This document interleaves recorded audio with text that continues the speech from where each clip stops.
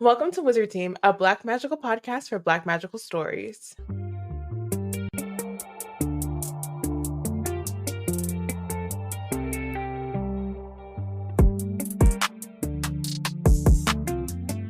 Hi everyone, it's Bayana, Robyn, and Porshèa embarking on a journey through the many fantasy stories written by and about Black people. Today we're reading chapters 52 through 54 of Bloodmarked by Tracy Deonn, and How Dare She? Yeah. So before we get into How Dare She, previously on Wizard Team, so Bree, after blowing a hole through Volition, she runs away in shame. Cell comes to calm her down, lets her know the ancestors are already patching things up, and they've reached out to Valak to make sure no demons have noticed the root flare. But basically, nobody's mad at her. It's okay. And he also brings her a safety pin so that she can go talk to Nick, because he makes her feel safe. And then Bree also realizes that Nick helps Cell feel safe too. So she's like, why don't we just go together? Why don't we all just feel safe together? So they blood walk through another one of Arthur's memories where they're partying over the Shadow King's grave slash crown. We learn that not only is the Shadow Court real, but that Morgane was Arthur's sister, and also Merlin was a hot boy. But we kind of put a pause on that so that Bree, Nick, and Cell can have their little moment together. They find out that Nick wants to end the cycle, the Legendborn cycle, once and for all, and is kind of sure that there's another way to end it other than through killing Bree. Then Cell and Nick have this conversation in Welsh about both Bree's beauty and also whether or not Cell can keep her safe and protect her. But Arthur kind of decides that's enough of that, and pushes them out of his dreamscape. And that's where we end. I did want to mention, because I don't think we mentioned it in the last chapter, but Nick mentions when he's talking about getting rid of the whole cycle, that part of that is because of all of this pop, and what did he say? He called it hubris organized, starts in this memory. Mm-hmm. And I just think, not that Arthur was not full of ego and hubris before, but just keep that top in your of head. mind, in your head. Hubris with a capital motherfucking H. Great. Okay. Before we start, we're gonna be joined by DJ. Yeah. Hi. Hi, Hi, sorry, DJ. I'm late. That's my DJ's DJ. here to both squeal with us and also it was very important scream that with us. I be here for the squealing, especially. Yeah. But literally, you were like, oh, I want to be on the Kiss episode, and I also want to cuss out Arthur. And I was like, looking at the things, I was like, oh, well, you're in luck. It's all happening. Yeah, I feel I was shocked that you were like, oh, I want to squee with you all as much as you wanted to cuss out Arthur, because I felt like because we all read this kind of around the same time, and we had in our Discord, if you haven't joined our Discord yet, we had a thread about the book as people, when it first came out, as people were reading it. And I feel like DJ, the thing that stands out the most to me about your live reactions while reading it, was that you hated Arthur. More than you shipped anyone, more than you were you because wanted it's Arthur. awful. You feel about Arthur the way I hope Porshèa I hate Arthur about more than Porshèa hates Nick, but I don't know. I guess he's in the same vein. Maybe we'll see how he turns out in the end. But Yeah, and obviously no one here is Team Arthur, but it's funny that, Yeah, I I'd mean, I'm say glad that it Arthur's worked worse, out that you but can do both. Yeah, I don't know where this word hate for Nick comes from. I just dislike the boy. I don't care for him. I feel like it's Hate is such different. a strong Like, word. because It Arthur applies is to on some Arthur, other shit. sure. Arthur is on some other shit. No. Okay, so we are starting in chapter 54 or 52, sorry, 52. And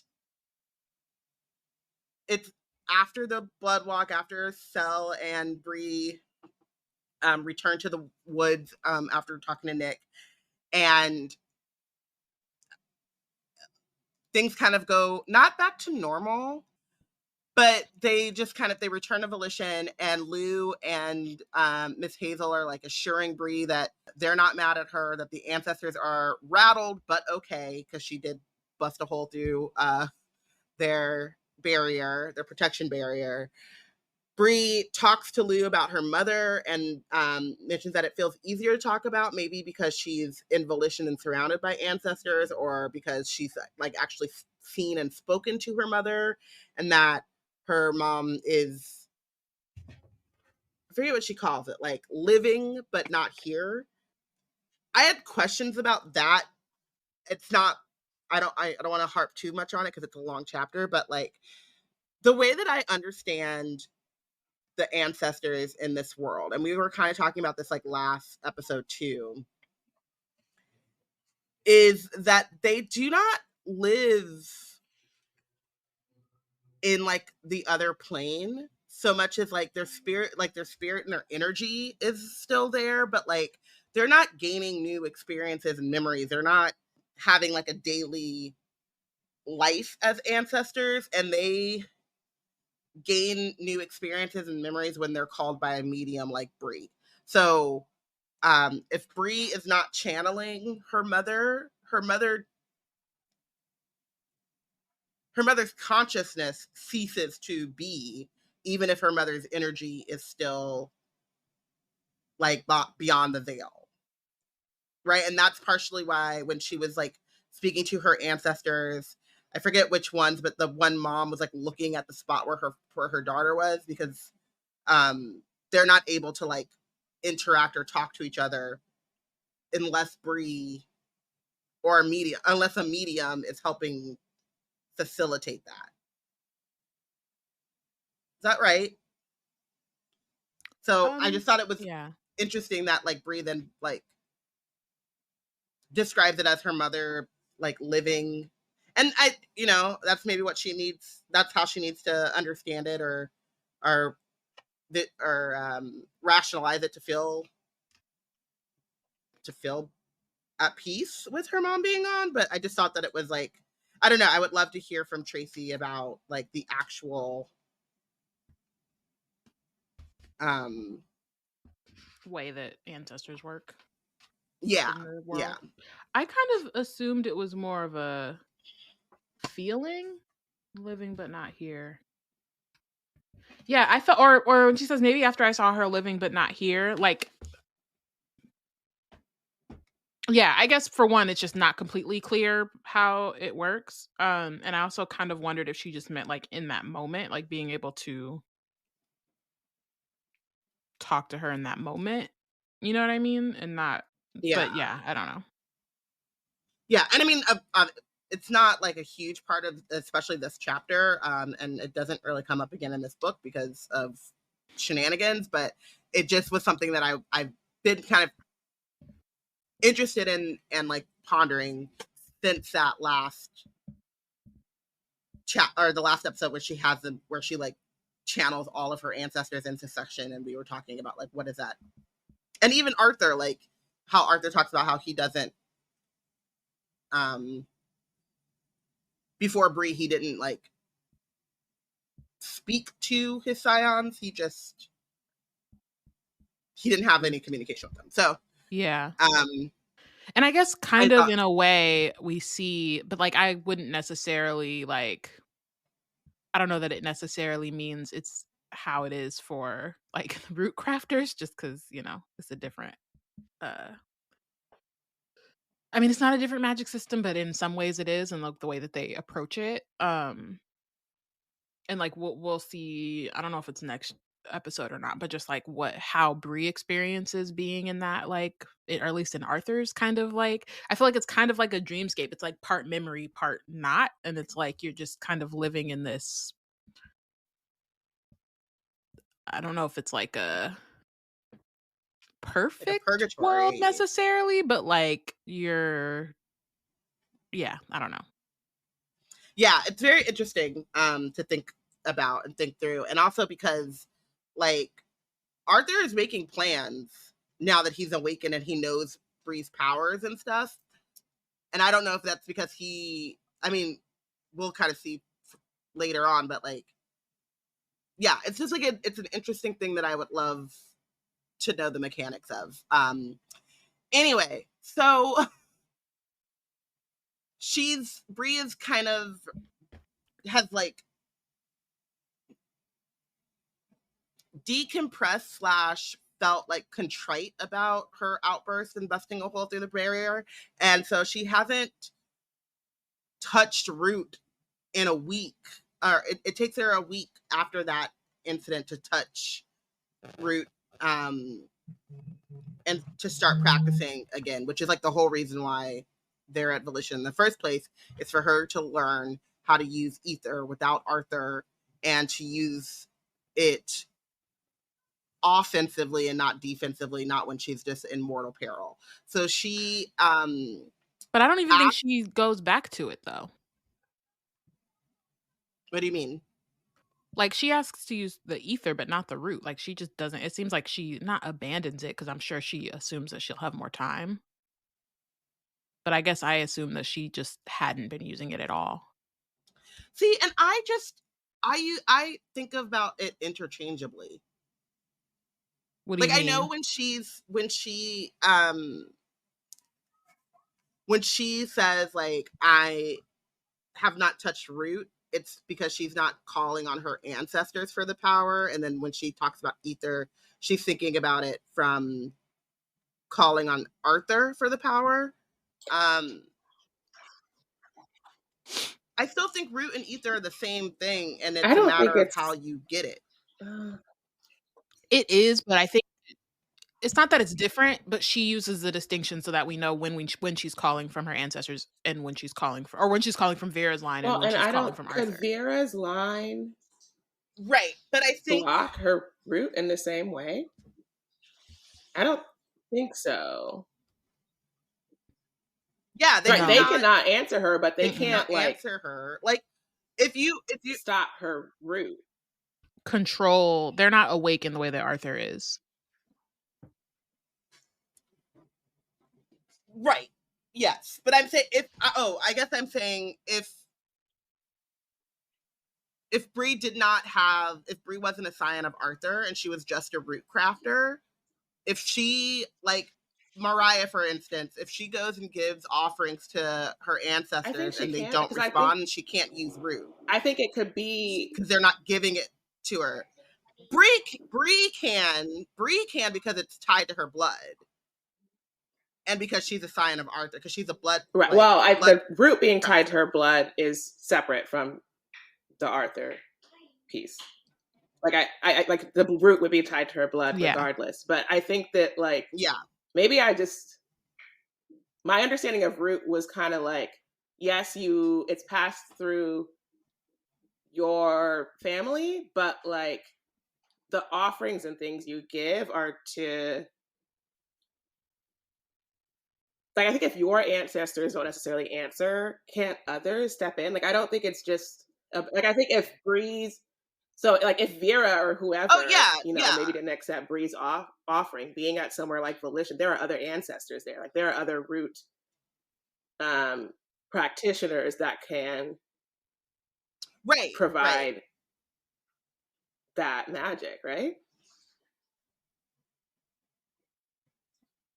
Yeah. I mean, yes, but also Bree's root doesn't really I feel like the only reason she really calls on her ancestors is to get tips and not necessarily to be able to use it. Like, because it comes regardless of if she wants it to or not. Like her whole thing is she can't control when it comes, but like because the whole point but is someone like Mariah, they would have to always like know who our ancestors are, right? We don't know specific. who we need to be calling on, so like, right. Well, and that's also the point about like it being like they talk about how it's stronger at Volition because there's just a concentration of ancestors that can give you or that can answer those calls or that from request for root to me, because but what like ether on the like, you know, the Knight's side is very much like you are connected to that one person and you have this power because you are connected to this one person.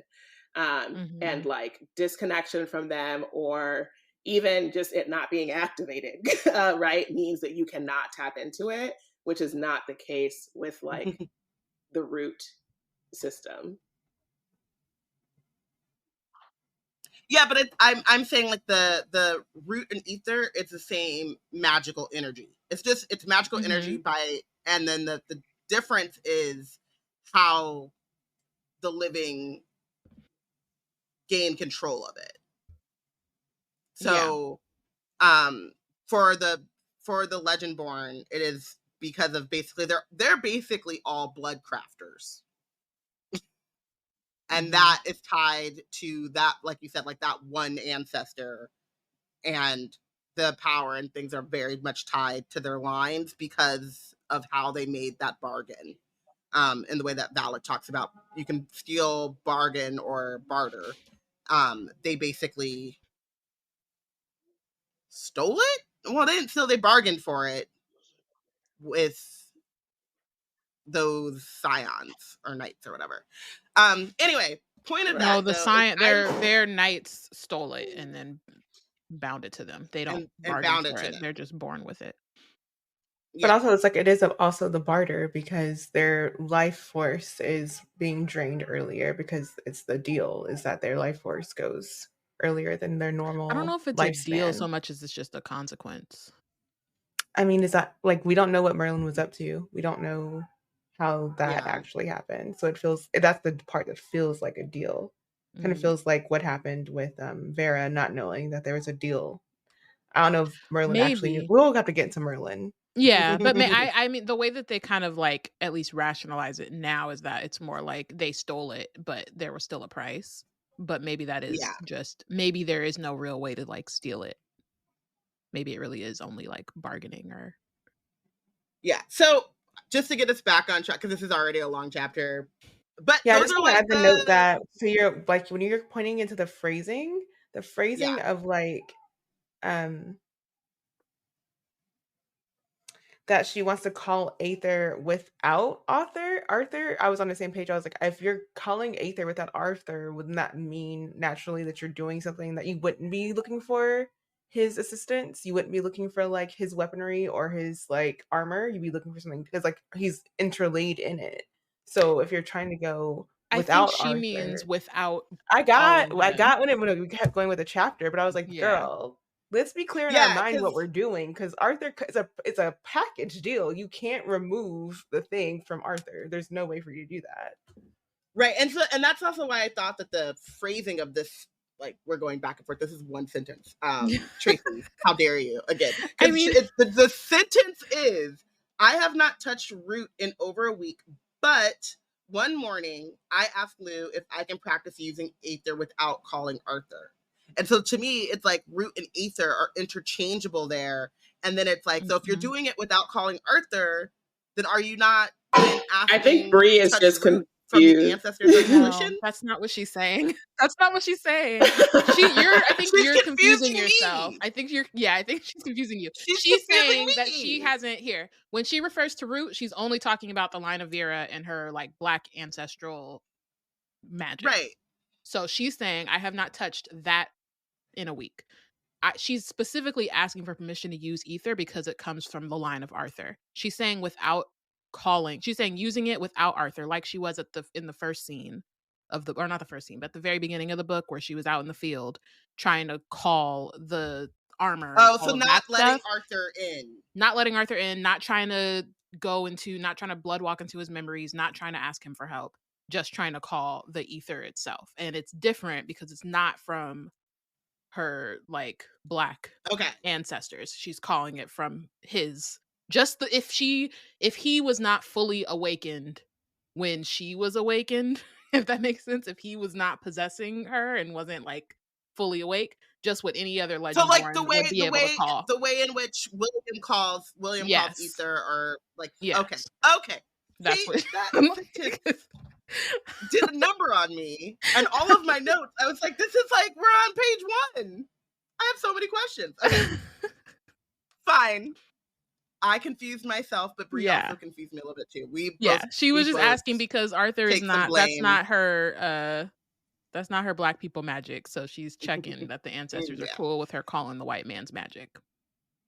Right. And then she also like stops and then asks permission for Cell to use it inside of Volition's protections as well. And Lou says that it's fine, but she goes, with permission, sure. Some might say we shouldn't let a Merlin practice here, but those folks might be just as worried about a blood crafter practicing on the premises. In the end, neither one of y'all will be able to harm anyone else inside this barrier. And if you tried, the ancestors would fight back. But then she asked Cell, and I also just love that they're like, go ahead, Merlin, show me what you got. But like, just like, will not call this boy by his name. Because Hazel was calling him the Merlin as well. I just love that. So Cell says, thank you. And then he calls Ether, and Bree notices, was like, oh, were you a little bit worried that it wasn't going to be there? And he was like, I was a little worried, yeah. And then he makes like fireworks, a construct of fireworks. And so Lou says it was an impressive little light show, and that she thought that Merlins were only good at making weapons. And he said, me too. His reaction feels very child soldiery, and I fear we were not going to beat the Bucky Barnes comparisons for how he reacts to like having that soldier kind of esque background and like reaction to things. It's like, oh, he sees he can make fireworks for the first time, being around Black folks and away from the order. You know, who knew? And try to save someone's life for the first time with his magic. Who knew? When you're away from a colonizer, you don't have to be in a soldier mindset. Yeah. Wow. It's also like, I think, a very interesting idea, because so they've been at Volition now for at least a week, because she hasn't used it since that. So, and that happened like on her first or second day there. So they've been there for about like maybe 10 days tops. And when we got to Volition and we were seeing, and like Lou was explaining like the point of Volition and the ways in which they came about reclaiming the land and all of this stuff, it's just really funny that like Cell never thought about what his use of Ether could be like, separate from the order and separate from fighting and defense and violence until this moment. Because you're like, because you're around all like being like, oh well, what if I could just, you know, call on Ether and help grow and and take care of land, and you know what I mean, like not harm. But that is just, child soldier. It's just not in the realm of his imagination. So they start their like Ether lessons again. And this is, it kind of calls back like Legendborn when she starts training for the page tryouts or whatever. They're just kind of like workshopping things. So Will explains to Bree that Ether is cast and formed by will and intention. And so he's forming his like gauntlets and then like switching from hand to hand, and like with just forming Ether gauntlets going from like left to right hand. And then Cell is casting weapons, obviously, but Bree asks Will like, oh, it seems so easy and fast for you. And Cell is like, that's because all of science constructs are the same. And they like, basically like it's a template. They just copy paste. It's the same thing. And Alice is like, well, maybe Bree can cast whatever she wants. And Bree is skeptical, but Cell like readily agrees and it's like, yeah, probably can. I also think it's interesting that like we come back to will and intention again, and Will had said something like, you know, like you have to, or it's casting its face and intention. So you have to like just have faith that the ether is going to be there, even if you can't see it, even if it's inactive, and then just like focus on the intention of what you're trying to make it. So you can't be so worried about like whether or not it will come to you when you call it. You have to be like fully 100% believing that it will be there, and all of your focus goes into the intent of how you want to use it. And then Alice asks Cell, like, is that how it feels to you? And he's like, no. Just not helpful, but hilarious. He's so irritating. But then Cell is like reaffirming to Bree, like, you can do this. Like, I've seen you do this. And she's still just like not fully believing in her sauce. But they start to spar, and he forges a spear for him and her for them to start sparring. And as they get like really into it, Bree is like stopped by this vision from Emmeline of a Black man with blood red pupils in New Orleans. And that's the hunter. And then Bree starts to think, because the hunter was Black in this vision with this like memory of Emmeline's, but then she saw two hunters that were white with Jesse. She's thinking that maybe the hunter is not one demon, but all of them, and it's the shadow court that's hunting them.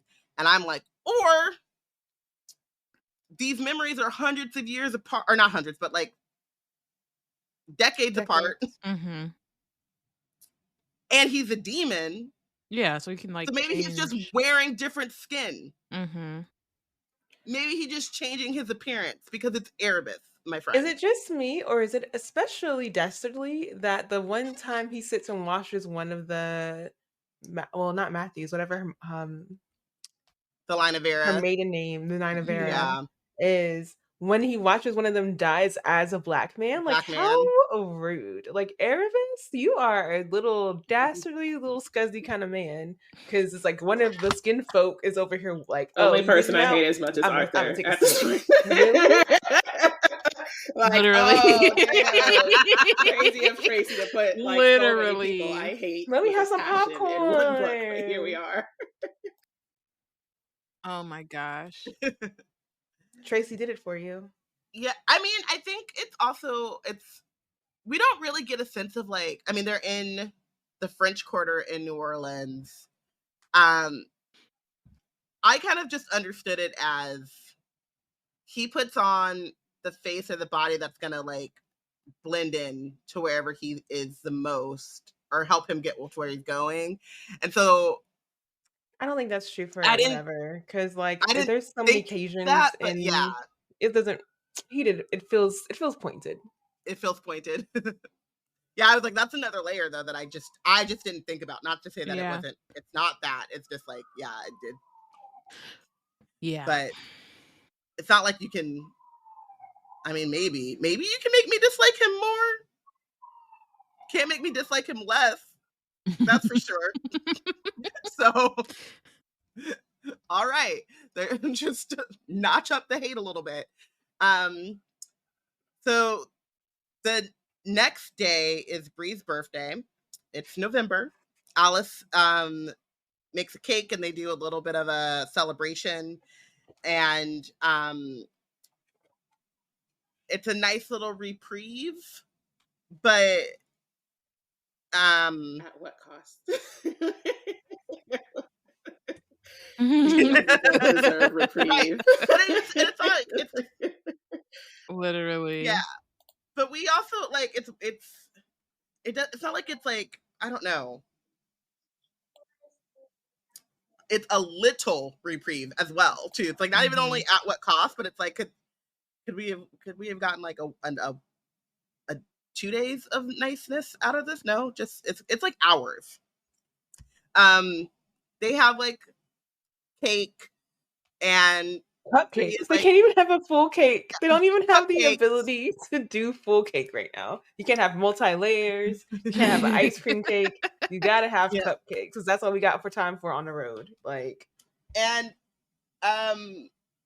Mariah is like, you know, it's not much, but it's what we got. There's not much here for decorations, but like, you know, and she's just happy that they can take a moment to celebrate her, apart from her as Scion of Arthur, her as Line of Vera, just Bree, just big Bree, and let the war go for one night. So she's sitting now, like after the cake has been, after they've sang happy birthday and she's made her wish and all of this stuff, she's sitting in the garden. And it says it's like well after midnight, and Sel comes up and says like, "Oh, I didn't know it was your birthday." And she's like, "Well, I don't know your birthday, so it makes sense." And his birthday is in June, so we find that out. He's a Gemini. He's a Gemini. Can I say really quickly, I do appreciate that Tracy makes it a point to say it's after midnight. So the events that occur are no longer on, it's no longer Bree's birthday. She does give Bree her full birthday. I just want to say that. Okay. Go ahead. I had a really good birthday, and then the very next day, not even the very next day, mere a minute after, all hell breaks loose. But the date of my birthday was good. We celebrated me, and it was nice.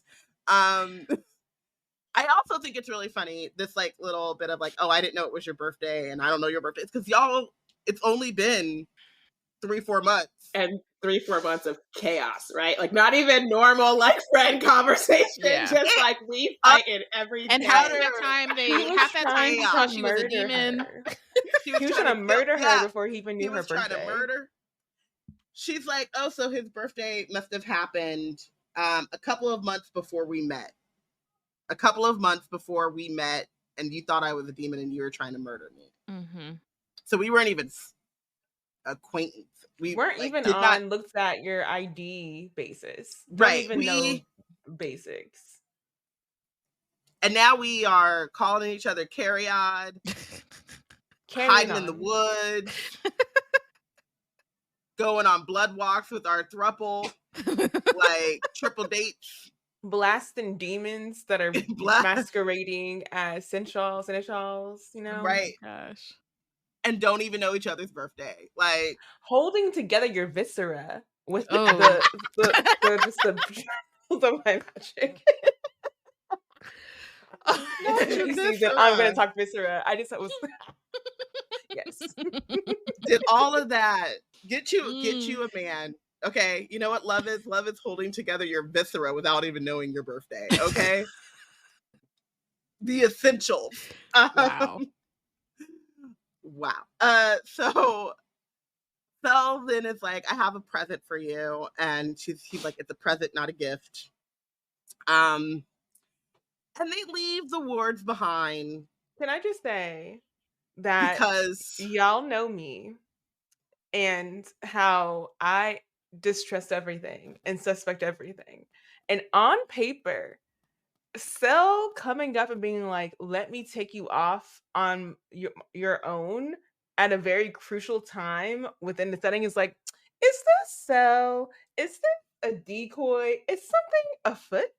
Especially after there was a moment where they were like outside earlier and he was like, oh, maybe it's Emmeline warning you. I'm like, what's she warning you about? Is it Sel? What's the warning? So the first time I read this, I was like, I don't know if I trust this. Is it Sel or is it Sel untrustworthy, or is it that there's a decoy Sel and he's somewhere locked up? What's going on? Or the demon that's taken over. They fought a little bit and he was like, let me get a little taste. I just want a little taste to tide me over. No, he wants to show her something. Spider monkeys her to a certain distance and then asks her to cover her eyes as they go the rest of the way. They're in like the woods kind of, and there's a clearing and a waterfall. They have a little conversation about trust. And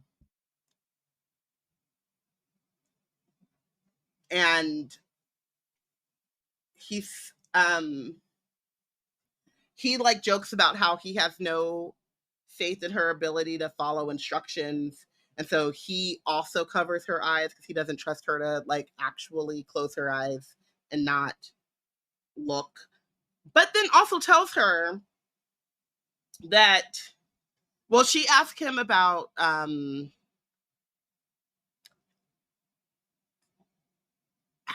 how he thinks Nick would handle this, or do you ever think about like what it would be if Nick was actually the Scion of Arthur?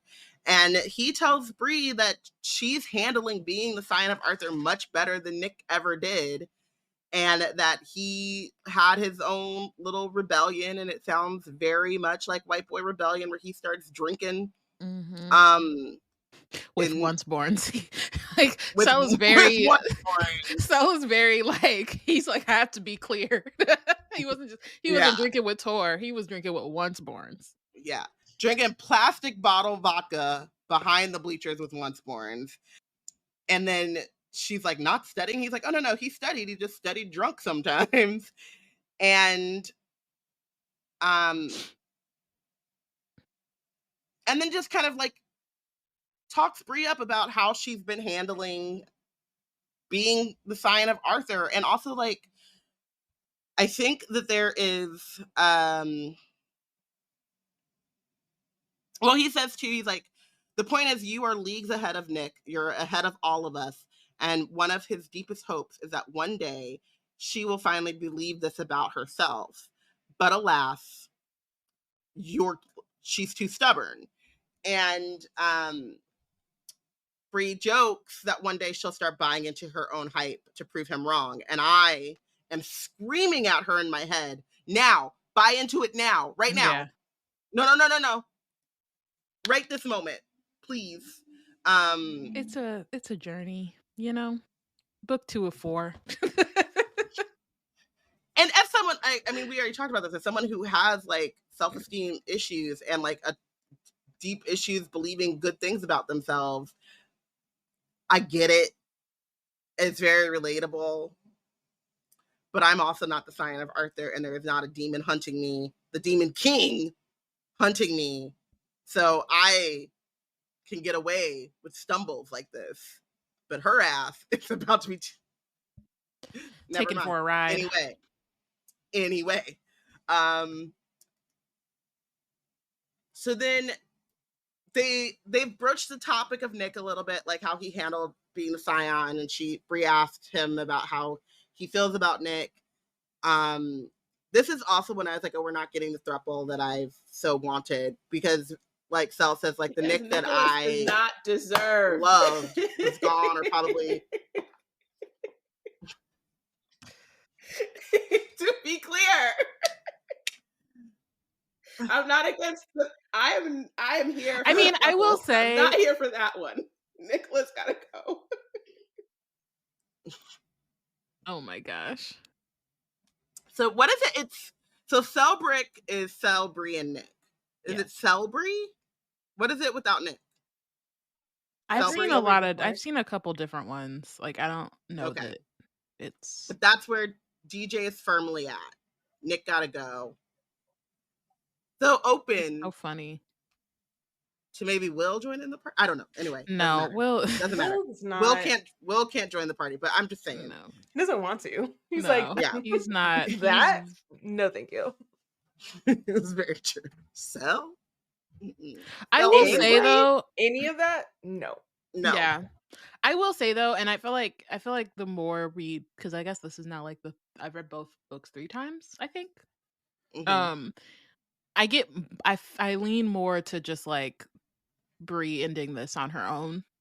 Like, have your time with your boys, you know what I mean? Like, have your fun. But I kind of feel like at the end of this, it feels like she maybe needs to just like be on her own. I mean, I feel that way. And I think that, almost but all epic fantasies like this where I'm like, I don't want you to end up with nobody but a therapist.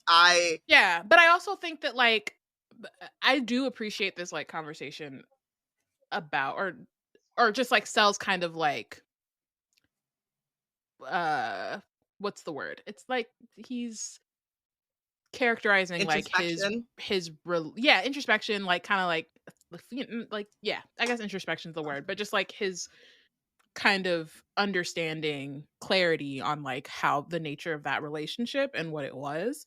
I don't necessarily mean that or think that that means that the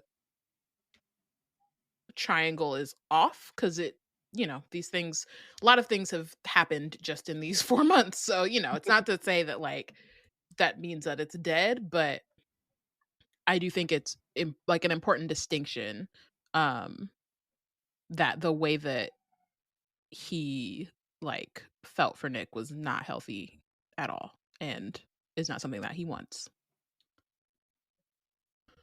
Yeah. And I think I get from especially this conversation too, is like Cell is not thinking about in the same way that you're like, you think that Bree should end up alone. I feel like Cell should, and kind of also is that's where he I feel like all three of them happen in general. Yeah. I don't know. I still feel like Nick definitely is like, it's gonna end. I'm gonna break the cycle, and me and Bree are gonna ride off into the sunset. Yeah, and he's love definitely forever. Yeah. I don't really know. I think Bree's just confused. She's just a ball of confusion and emotions in a glass box. But what I wrote down is that like monogamy is kicking Bree's /loyalty is kicking Bree's butt, because she's sitting here like, I feel these conflicting emotions because I really like Cell, but I also like Nick, but I met Cell first, but I also like Nick, and Nick and I are closer, and this is how it's going. But Nick and Cell have a bad relationship, so I can't be a throuple, and I don't know if that's the thing I want to do, actually. So yeah, she's confused, but also it's all of the idea of monogamy and being loyal to Nick while with Cell is making her brain be extra confused, because she just won't allow herself to be like, let's not think about it that way. Let's think about it. Let's not even think about it that way. Let's just think differently. Let's just go with it. Right? She's like not official with Nick. Like, so, like you right.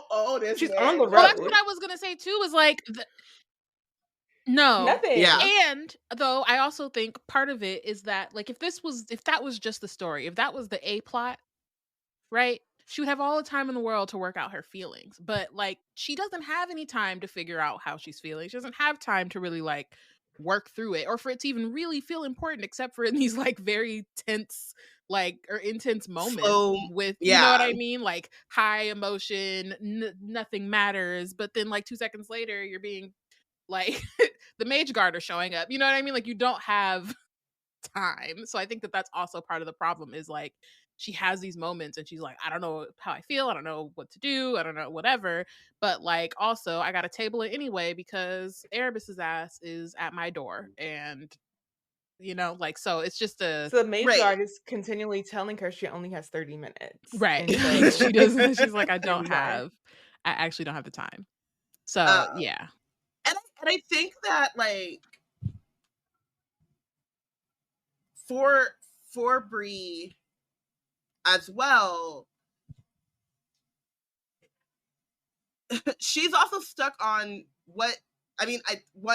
Her and Nick never did have like a thing, but I think she says that they were dating, or they like talk about it that way, and like people talk about what was going on between them.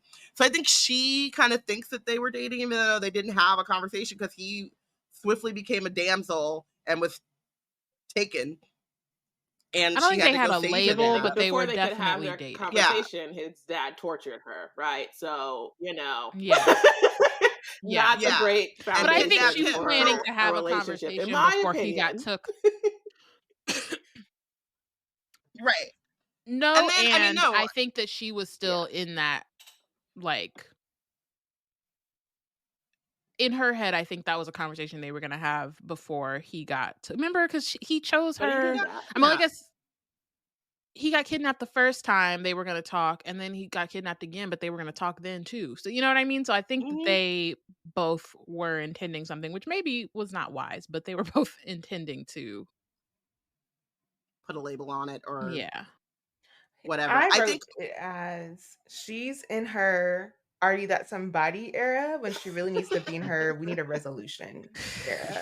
And that is the ongoing problem, is that she's on the wrong Aaliyah song. And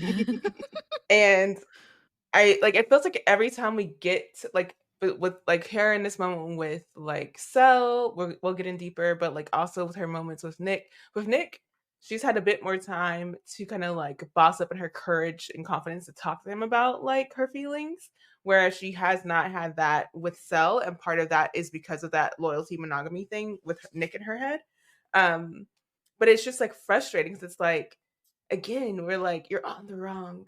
I mean, I think it's about that, but I think it's also about, and it's like I guess, I don't know if I'm getting ahead of myself, or ahead of us, but I think it also has to do with the nature of her relationship with Sal, and like, a big part is like his betrayal, but I think also like the way that their relationships even started, it just makes the nature of like, she's always constantly having to second guess what Sel is thinking or how he's feeling or his motivations behind the things that he does. Whereas like Nick has always been, it's always been straightforward to her. It's like you know what I mean? Where and this is why I would have a little more trust in Sal and a little more suspicion of Nick. You know what I mean? So she's like, yeah, she's not second guessing Nicholas, and I'm not saying that she shouldn't, but I think that she's a liability. Sure, but I'm also saying in the sense of like, I wouldn't say that her only hesitation with confronting her feelings for Sel have to do with Nick, is what I'm saying. It's like it also has to do with the nature of her relationship with Sel. Like there's like a moment I think where she's like trying to, she's used to being mocked by him or to him being combative, or just their nature is like, this is like maybe the first conversation they really have, prolonged conversation they have, that they both handle in a mature manner as well. So it's just like the nature of it is different, separate from him. I was gonna also say though, it's not all really in my opinion, it can't be fully separated from Nick, because she brings up a lot more than Sel does about how Sel feels about Nick. Not even about how Bree feels about, like, because like Sel will talk about how Bree feels about Nick, or if she's feeling conflicted because of Nick, or if she's missing Nick. Like her relationship with Nick, Bree brings up Sel's relationship with Nick. Like this is the thing where in this conversation, it starts off with her asking him, like, do you still like him, love him? And would you want that? Like, would you want another shot at that? And part of it for me thinks like,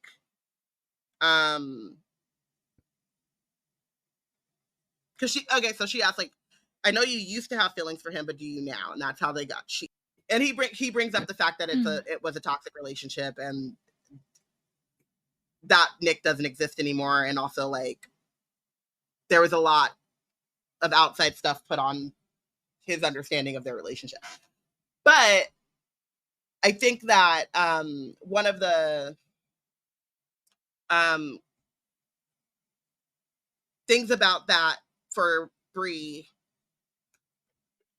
it goes back into like, how does she trust him? Does she trust Sel or not? But also like, yeah, you like will poke at me, or you'll tease me, and I think this is flirting sometimes, but is it flirting without an end goal because you still have feelings for Nick? Like Porshèa said, is monogamy kicking her ass on that end too? Like, can he not have? She's struggling with the idea of having feelings for two people. So can she even conceive of him having feelings for more than one person at a time? I also kind of wonder, because part of me, like at first I was kind of like, is this projection in a sense? But also, I do wonder if if Nick did, or sorry, not Nick, sorry, if Sel did have feelings for Nick still, if that would open her mind up a little bit. Like if it would make her less confused, and maybe that's why she asked. But I don't know. In a way of where she's like, well, I'm going to stick with the man I got, or... No, but in the sense of like, if Sel has feelings for me and for Nick, and I have feelings for them both. Like that. Oh, okay. Yeah, that's like, yeah. Okay, I get not it. that not that it would necessarily make her like act on it, but I wonder if that would like shift her thinking about it a little. Because she also is like young. You know, that's one of the fun things about YA. It's like, yeah. I don't think she's even had a relationship before, so like, yeah, she's you know, figuring out these rules as she goes. Eventually, she'll figure out she gets to make the rules, but right. Not quite there yet. So she finally brings up Cariad, and says that she asked Will what it meant. It means sweetheart, darling, beloved, and loved. And then asked, so which of those did you mean? And he's like, I meant them all, and you know that. Well, before and that though, you're kind of glossing over the fact that he's like literally kissing her face while she says each definition. In that. Porshèa said, and see, let's be specific.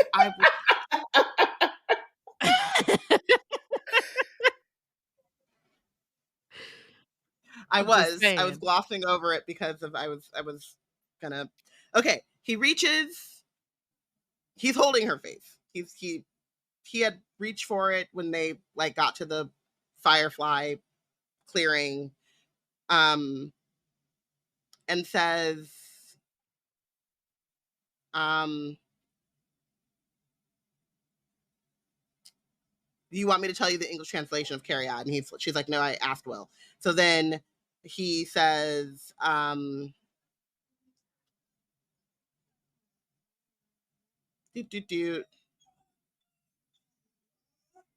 he's asking her why she brought it up now. And she's so cutely flustered and embarrassed where she keeps like stepping. Like it reminds me of like, think about someone trying to get into a double dutch, you know, where they like do that like fake, I'm not going. That's kind of how she's entering this conversation until she goes full in.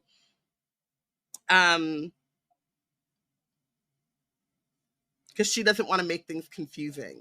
Like, girl, the confusion is already here. Yeah, the confusion's in the room with us. It has followed us through states. Like, it is on this journey with us. So,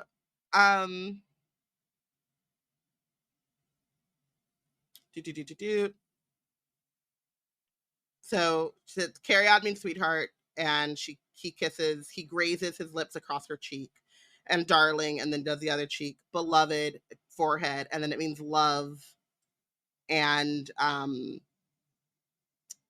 pulls away, eyes molten, his gaze burns against her skin, and he's like, yes, it does.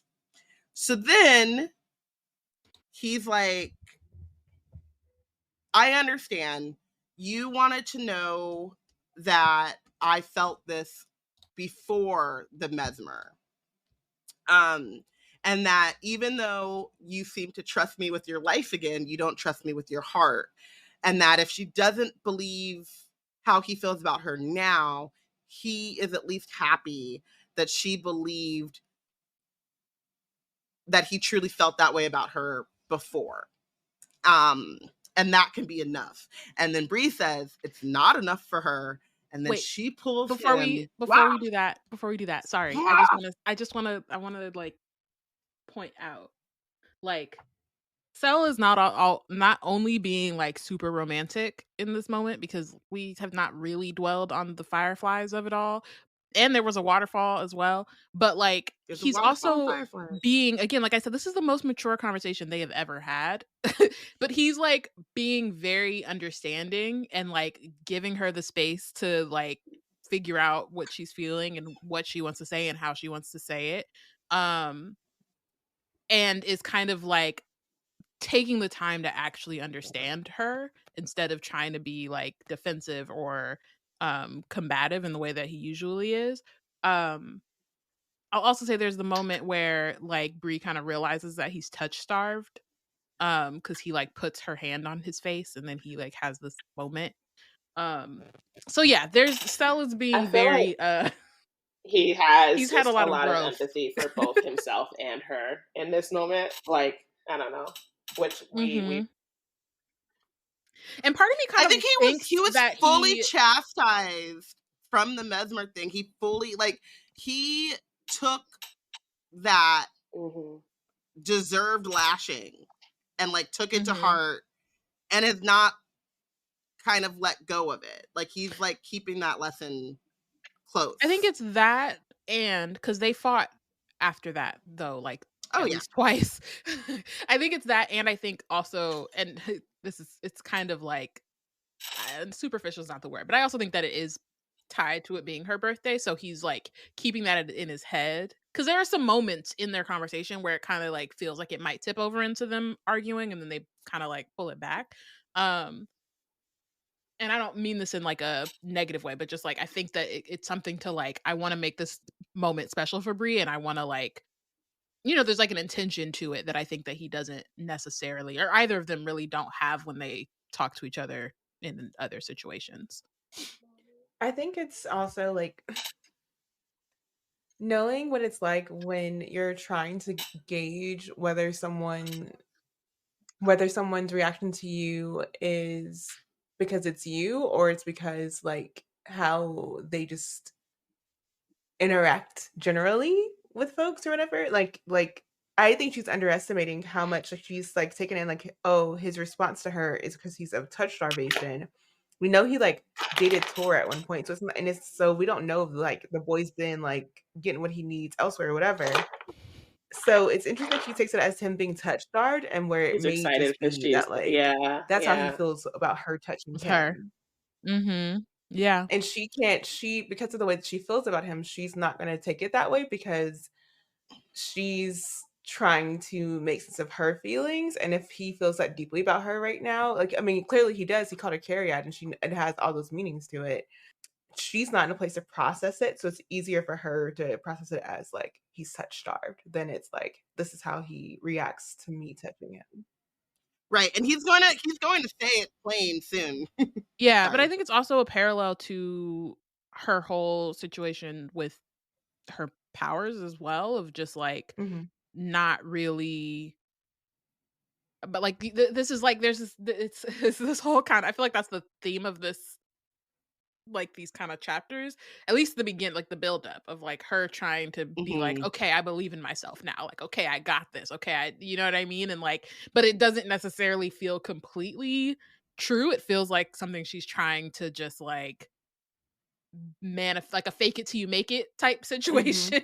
but it's like it's a doubt and a like yeah, it's a doubt that she carries in like all of these situations. It's not just in those like in this relationship with Sel, but like, you know, and I think Sel relates to it a lot too because of the way that he talks about how he feels about the danger of wishing. And how that really gives like us, it gives us more of like, he's talking about like, oh, I'm very thoughtful about like not making wishes because of how dangerous that is to get into like a place where I like, you know, linger on wishful thinking. But really it's insight into how he is like scared to hope and scared to have optimism. And I think that's what Brie is going through too. It's like they've been struck down. They've had a lot of things, like she's been grieving. She's still grieving her mother. He's still like a child soldier and has no idea like if his mother ever cared for him, if his father ever cared for him. And so like it's like they're holding all these like tumultuous feelings at once. And then here comes the drama between them, the both of them just being dramatic people and being too pent up to be fully vulnerable with each other because they can't even be fully vulnerable with themselves because that would take leaning into optimism that they don't carry for themselves right now. So I can see how like their relationship is a reflection of they see themselves in each other. And that is, I feel like, why a lot of their arguments are coming because they're actually arguing with themselves a little bit when they're arguing with each other. Geminis are air signs, right? It's a water and air hurricane. Yeah. Energy. Scorpio's water. Yeah. And Scorpio's basically like hot water. Like fire. It's the only ever possible outcome. Yeah. So they kiss. It was a good kiss. Robyn's like, I'm even gonna try to get you a lead in, a segue. No. Well, she did, but I interrupted her. Yeah. Yeah. Because you just it's a good kiss. So she pulls his head down, presses her mouth to his indignant scowl, and I love that the kiss starts with him scowling, because that is just, he was getting ready to argue. Until it turns soft and warm. He shudders against her, and then his palm wraps around the nape of her neck, turning the kiss fierce, his mouth open and hot. He pulls her in by the hip, closer, a pulse building between them, a shared demand. There's a whoosh and movement, and then she is against a tree. Bark digging into her back, Sel's mouth working against hers before he tears himself away entirely with a low groan. We shouldn't not like this. She is just in a tizzy. Her bobbles, her bobbles are discombobulated. She can't tell embarrassment from desire. She can't tell thought from feeling. She don't know what's going on, but she liked it and she would like to go back there. And I was enjoying the moment as well. She says logic and words feel far away. Her mouth burns from his mouth. Sensation is swirling. Her heart is beating fast somewhere in her fingertips, in her belly, in the entirety of her chest. Her heart is beating in her fingertips. She should get that checked out. And then she opens her eyes and says, "Oh my God, stop looking at me like that." And he says, "Stop looking like that, like you're desperate to be back in my arms. I like that look on you." And he says, she says, "You're the one who stopped us." And he's like, "I know, I like that too." And then she's like, "Okay, now we're going to argue because you're enjoying the fact that I am discombobulated. My baubles are gone." He says, "I'm part incubus. Of course I'm enjoying this. Start, stop, and everything in between. If it's to with be clear, you," he said. And then my brain stops taking in anything else. My brain crazy becomes like those cartoons where they, that's like bam, it just says squee. Squee. Feelings. And then there's just high-pitched noises in my head.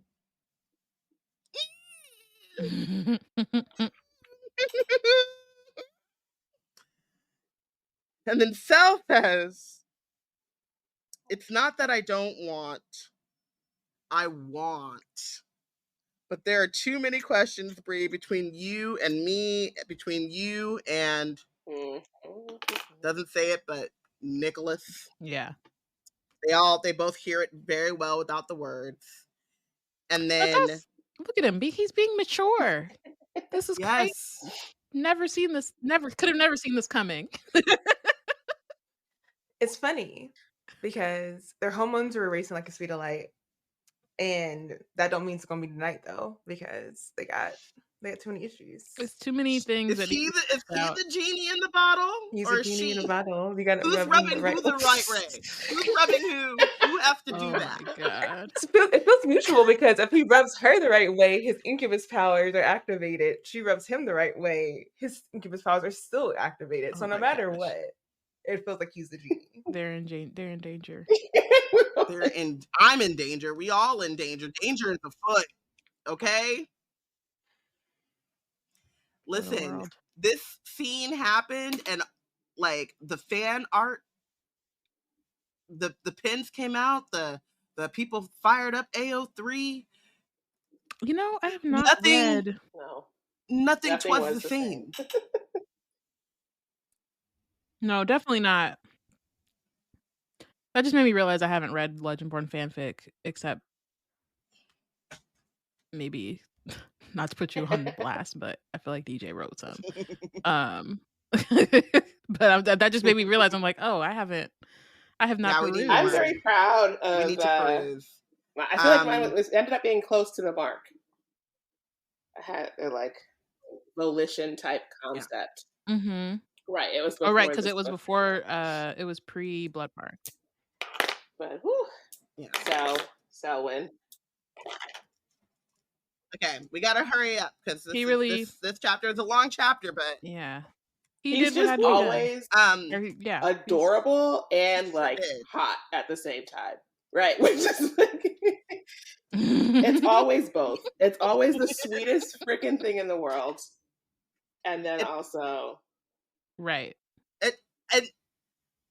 But his hotness is tied to him being annoying. Some of us. It's like I don't.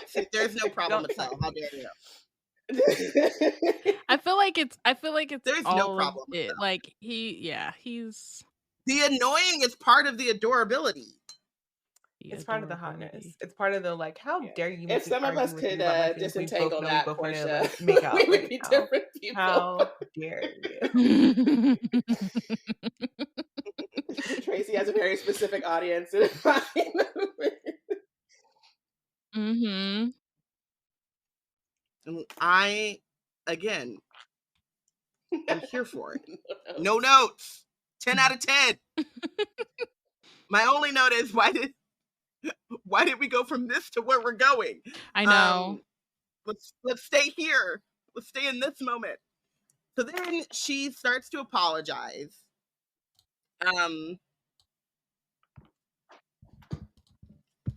Because he's like, there's too many questions, confusion, whatever. So and then he's like, no, don't say you didn't mean to kiss me. I couldn't stand it if that were true. And then he kisses her cheek. His lips are firm, are a firm, hot promise. I don't know how you get that from a cheek kiss, but I would like to understand. I mean, cell-coded men. It's what DJ said. It's the 80s. Combination of adorable and hot. That's what that was. Well, I need a cell-coded person to knock on my door and give me a cheek kiss that is a firm promise because I can't. It's not how you would feel if JC Straze showed it up on your doorstep and was like, "I'll see you tomorrow" after kissing you on the cheek. Exactly. The delight on her face. Oh my gosh. Oh my gosh. It's worth becoming a Patreon just to see Robyn's face right now. Pure joy.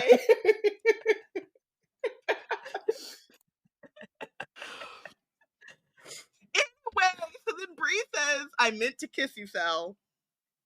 And he takes in her face and calls her a reckless girl, shaking his head, and then says, never change, Bayana Matthews. And then they make their way back to Volition, and she's smiling, he's smiling. They're like accidentally bumping each other, touching and weird, and like the way that they just keep kind of grazing against each other. Before we get to the breakdown, I just want to say that him labeling her reckless is right, because why would you tempt an incubus? Like, that is reckless behavior. Like, owning that you enjoy an incubus being an incubus is reckless behavior. Okay. And I'm here for it. I don't know. I love it. I think she enjoys it. I think she enjoys being called reckless by Sel. Yeah. 10 out of 10. 10 out of 10. So then he says, this part is so cute that this is the part where it's like he's adorable. Like he's a bean. He's a patootie, as you will. So they're brushing against each other, whatever. And he says, he stops, tugging her back into his arms and says, say it once more. And she grins and whispers, I meant to kiss you. And she expects him to respond with more sweetness, a joke, a gentle nudge.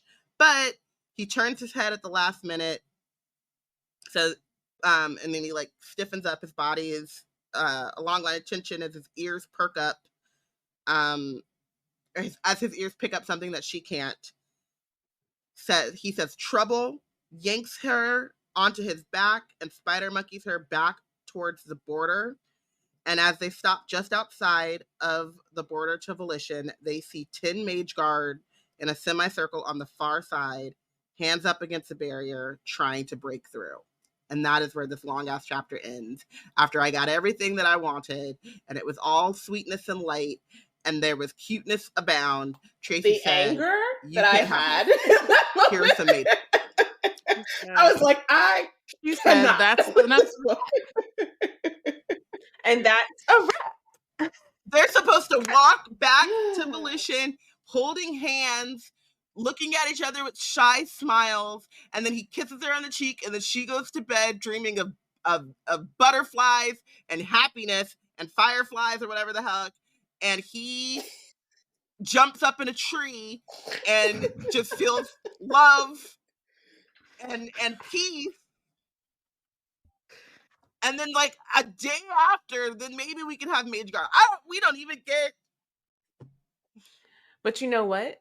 He can't even decompress in a tree right now. But you know what? The Mageguard is there to ruin everything. So it actually is very fitting for the Mageguard to show up when they do. Because that's... And also actually kind of feels... Because you know who did know Bree's birthday? Even though Sel did not? The Mageguard.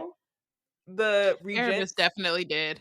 The worst. They know that it feels deliberate to show up at this hour. No, for real. So close to her birthday.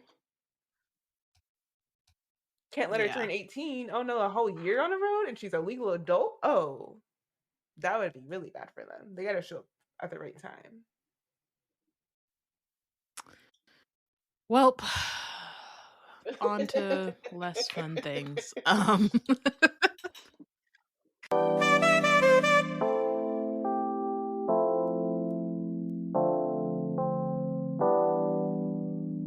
Wizard Team is part of the Black Nerds Create Collective, which provides content through the lens of critical and creative fandom. In B&C's Discord, you can not only find a channel dedicated to all things Wizard Team, but spaces to connect with other fellow nerds about stories across media, genre, and more. Join a group read, find book recommendations, and maybe even get the juice to write your own story. Just go to bnc-community.com to join. My dad works in B2B marketing. He came by my school for career day and said he was a big ROAS man. Then he told everyone how much he loved calculating his return on ad spend. My friends still laugh at me to this day. Not everyone gets B2B, but with LinkedIn, you'll be able to reach people who do. Get $100 credit on your next ad campaign. Go to linkedin.com/results to claim your credit. That's linkedin.com/results. Terms and conditions apply. LinkedIn, the place to be, to be. Here on Wizard Team, it's no surprise that we love books. We also love supporting the independent bookstores. With our bookshop affiliate link, you can not only get all the books on your TBR, but you can support indie bookstores and B&C at the same time. And if you're not sure what you want, that ain't no problem. Check out our The Plot Thickens list full of recommendations from none other than Porshèa herself. Head to www.bookshop.org/shop/BlackNerdsCreate to treat your shelves. Treat your shelves! Oh, that's nice. That's clever. Oh my goodness. That's clever.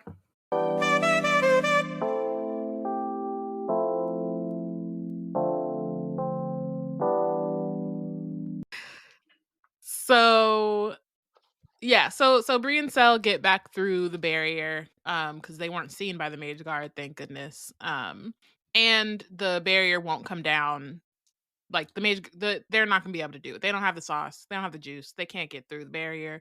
But Mariah does point out that rather than just being like protected, right, now they're trapped. And so it's like they could stay, but then they're just there and there's no way to really get out. They're kind of cut off. Sel offers to be bait essentially and just like kind of entice the Mageguard away to give the other 3 time to get out, but Bree is like, nah, we're not splitting up again. And Cell, still on his maturity kick, does not argue. He's just like, all right, guess not. And then this caravan of SUVs pull up with even more Mageguard and Erebus, who strolls up to the barrier and is like, I know you're in there.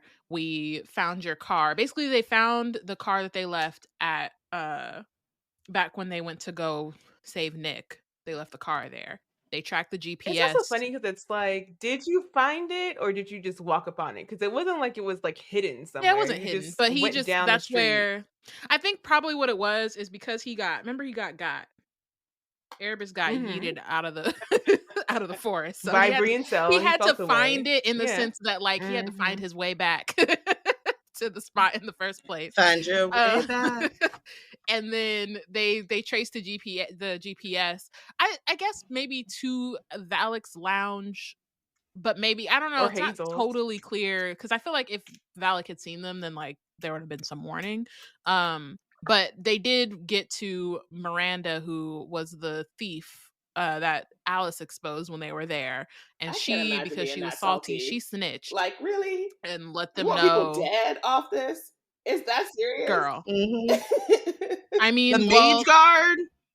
Alice is like, Alice is like, to the Mageguard, but she and really like for what? Like so petty, and it like no sense of. She clearly does not have any sense of like long term thinking because she was already stealing from Valak, so clearly you don't know. You could have chalked that up to being saved by touched by an angel. Come on, you got out of that situation without getting Bree's like fell up here calling me reckless. Right.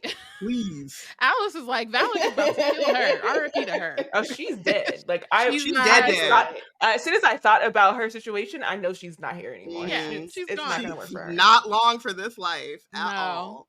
I love that moment of them being like, damn. Like they can't even be mad at her. They're just like, damn, ain't that for her? That was a choice. And it's also kind of like, it was fitting. I enjoyed that was clarified by, like, even though it's so like villain-splainy of Erebus to do that, but I appreciate that it was clarified because Hazel was like, did y'all set these a-holes after us without, like, did y'all like spring a trap or whatever? Like, you know, like y'all weren't paying like enough attention to what y'all was doing. Yeah. And the way that it was clarified was like, it wasn't us.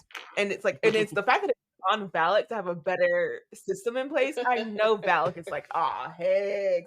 Yeah. She's not, she count her days. She gotta count her days.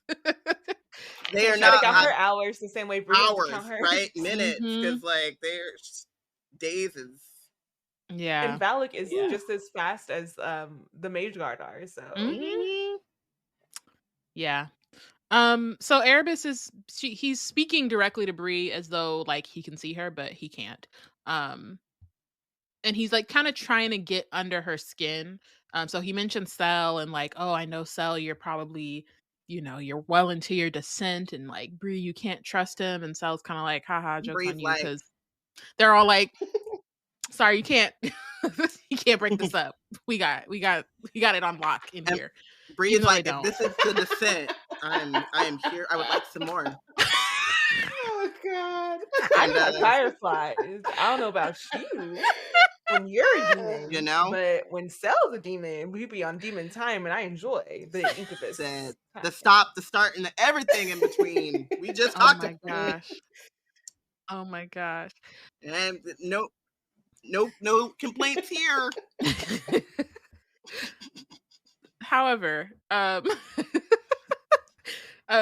you know, obviously he has the ether vials that Valak gave him, so he's chilling.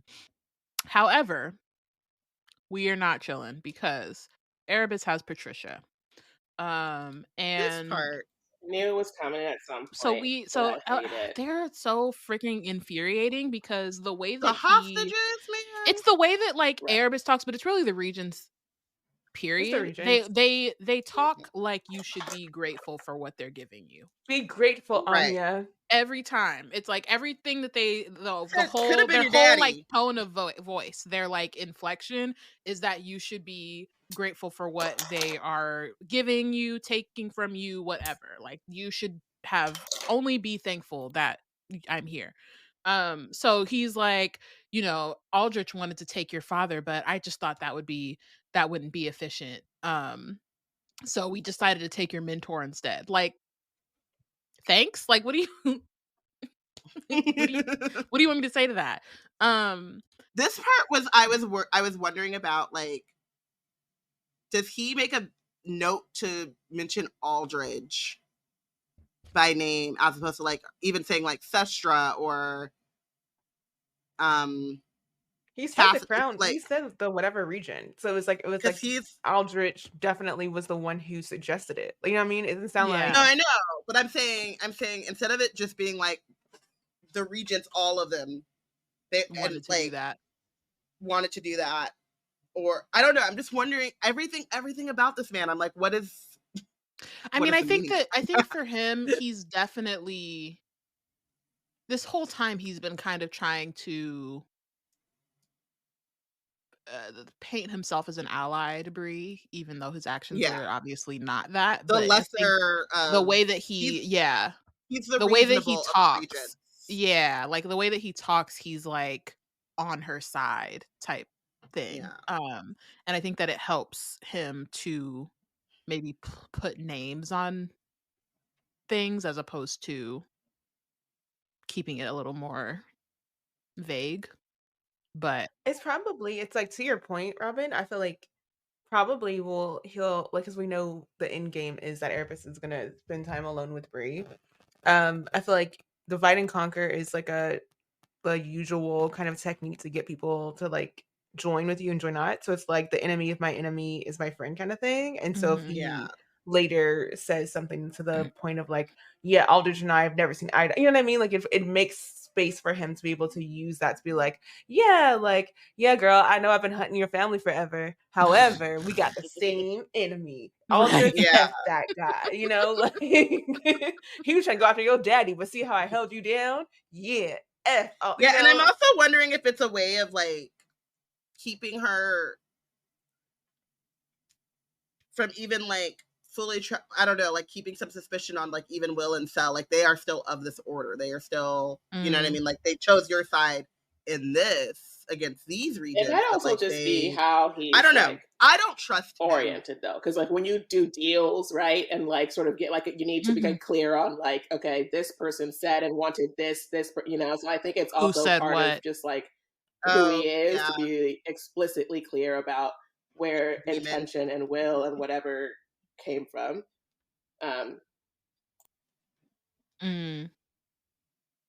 Question: how do we think that the Regents figured out that Patricia was her mentor? Because like on paper, Patricia is just like her counselor. Do you think that they were sniffing around root workers that were like adult root workers that were in Bree's orbit, and they were like, "Oh, she's got to be the one"? I think they do. Or even if the Regents didn't know, Erebus did, because he during that 3 months when they were after, you know, but I think during that 3 months after they found out that she was the side of Arthur, they went through everything that they could. I mean, they went through even like, I mean, the stuff that you could know is like they had their first appointment out of the graveyard. Like, it just was like, but I guess that in Patricia's papers, like how would they know that? Yeah, I feel like it's something that I don't think that they would know. I feel like it's something that they're definitely keeping track of her because they know that she's connected to Bree, but I kind of wonder if the root worker part is more of an Erebus thing than it is a like order thing. The quote Megan, the bitter bitch linked up. It's exactly what's happening here. Providing their stupid powers. Literally. So he's offering in exchange, essentially, Patricia for Bree. And so Sel is obviously like, no, you can't do that. But Bree says, she's like, no one I love is replaceable. I will never be a king who throws one life away for others. And I love that sentiment. I do. I don't think that she should just throw away Patricia's life. and I think she's being naive. And it's just like one of those things where she's constantly like she never wants to go all the way there. And I think that like I think it's admirable. I don't think that it's like necessarily wrong, but I think that in the situations that she's in, it's an impulse that is being used against her. Um and she's constantly like, I mean, her mom just warned her, like, you can't stop death. Like, you can't, you're talking about no more death, no more death, no more death. Like, that's not actually uh something that you can control. And yeah, it's just something that's gonna keep being used. And I'm very curious when or how that is going to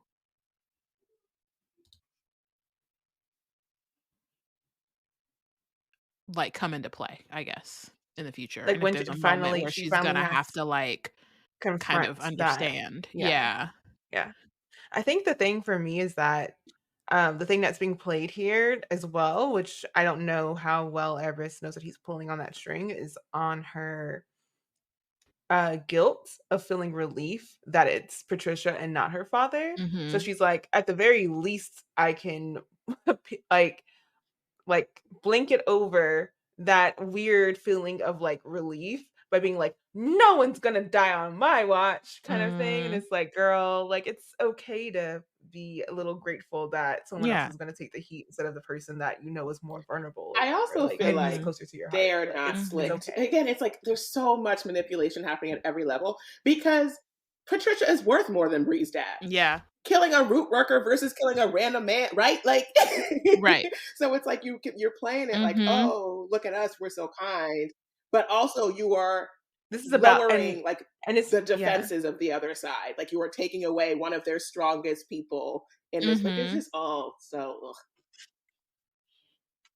'Cause it's like And what you then can claiming it's about Bree. You're right. making Bree manipulating Bree into feeling like it's her fault if something goes awry with Patricia because it was on her relationship with Bree that drove her to here. But it's like you would have done it anyway. Like if you would have had opportunity to take out someone from on the battlefield, you would have taken her out anyway. So let's be real. I think I need someone in Bree's camp who thinks that way. I feel like Balak is They're really also close to thinking that young. way, and I need someone to just like talk to her about like battle strategy. Like think about like Yeah. why the order is moving and doing stuff. Like don't sit here and let them tell Right. you a story and you believe them. Like Mhm.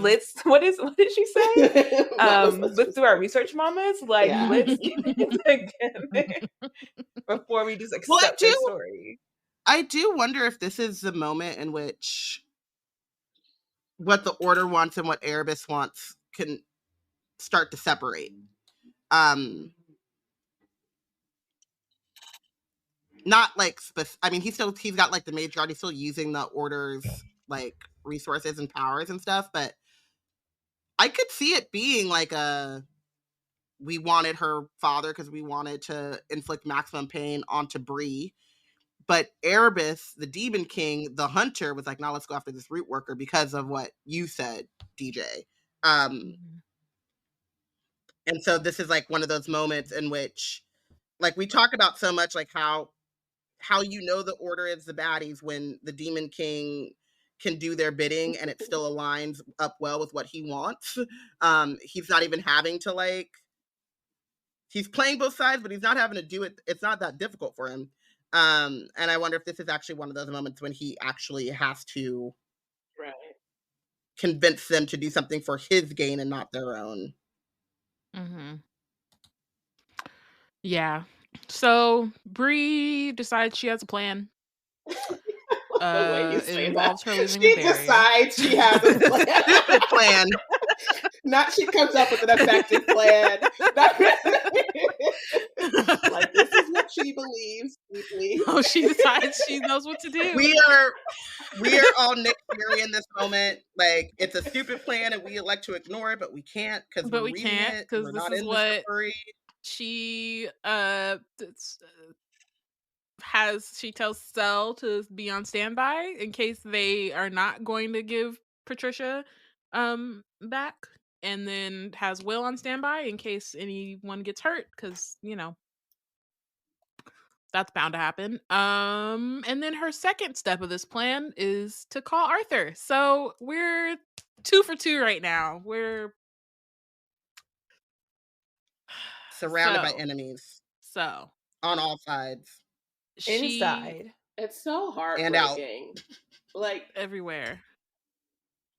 It's just so, and it's the part that like that gets me the most about it is it's like what we kind of like Robyn and I were kind of talking about it before we started recording of like it takes all this stuff to like build up to make it feel like she's, and it's like what I mentioned before about her kind of trying to fake it till she makes it. She thinks that this is the right, she like genuinely thinks this is the right like thing to do.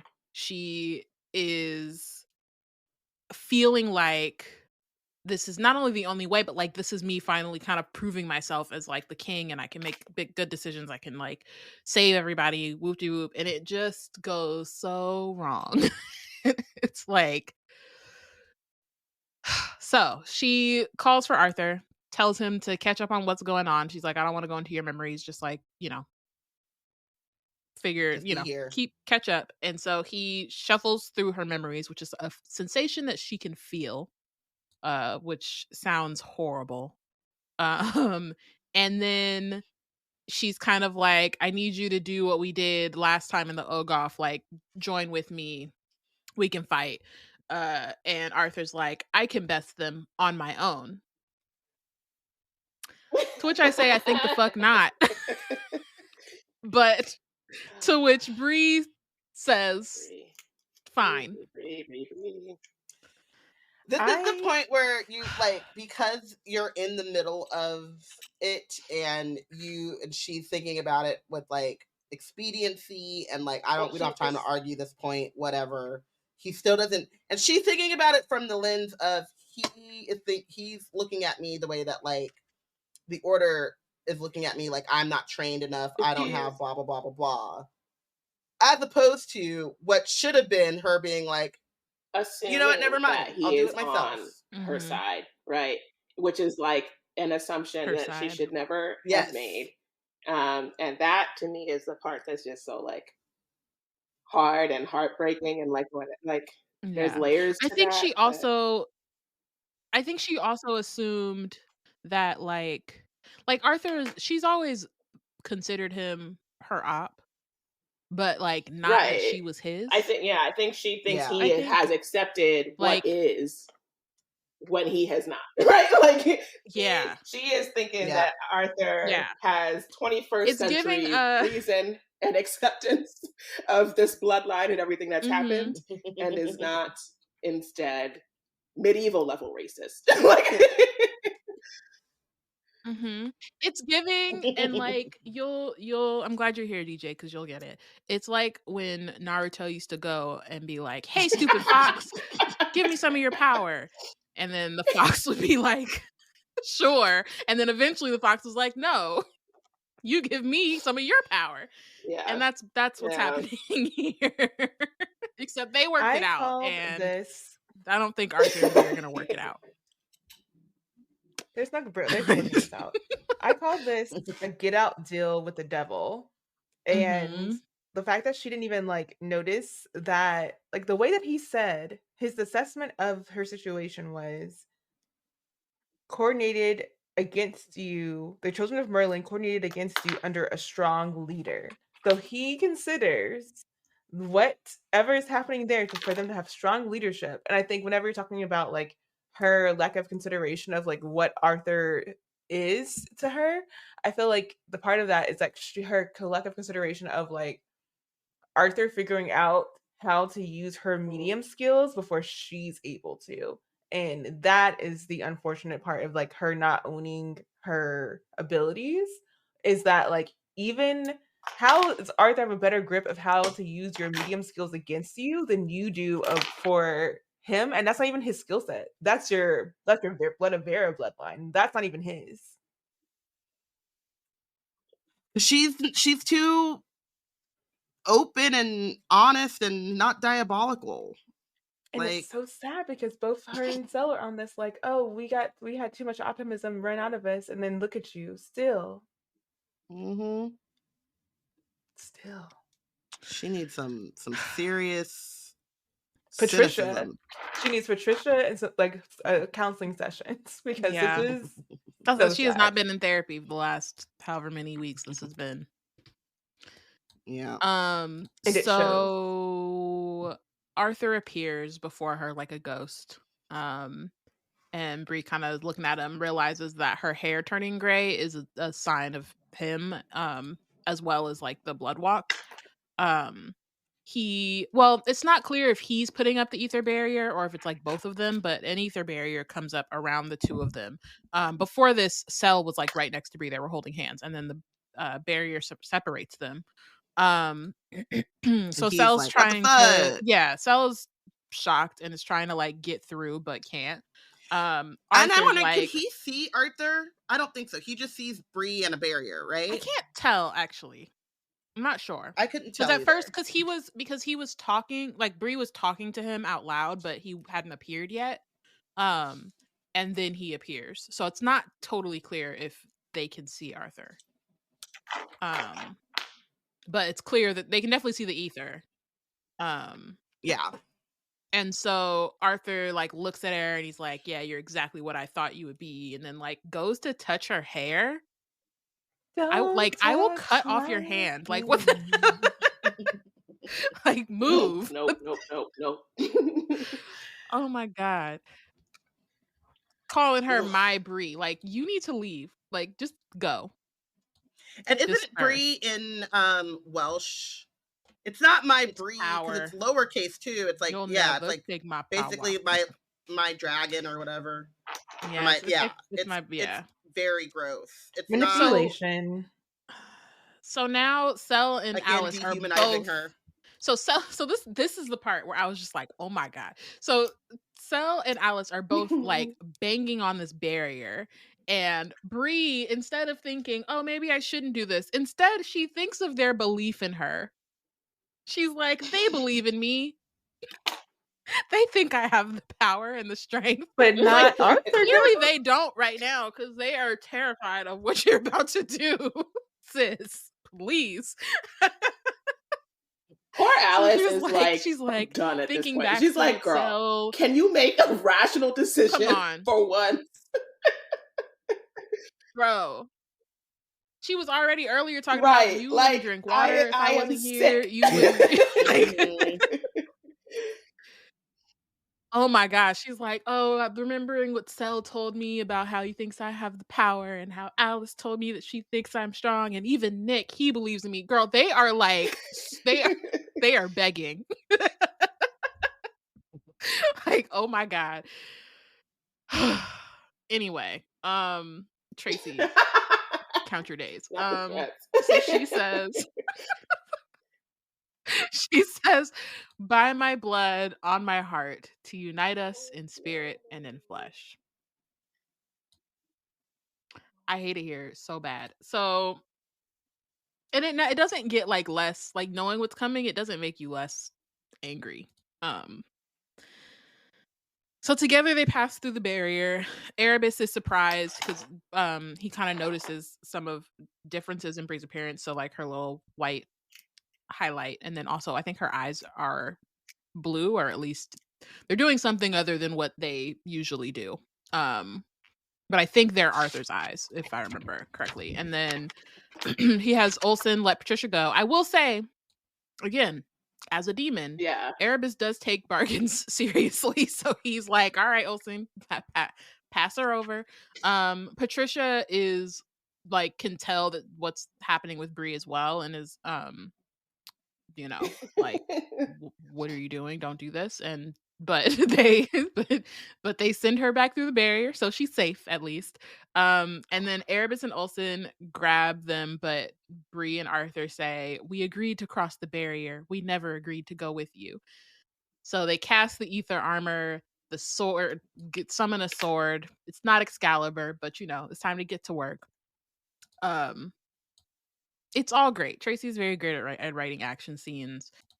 they're like kind of tearing through the Mageguard. The Mageguard can't like, and part of it is like they obviously can't like fight to kill, so they have their own kind of limitations on how they can fight and also their intention while they're fighting that they kind of have to be aware of, which kind of gives them an advantage.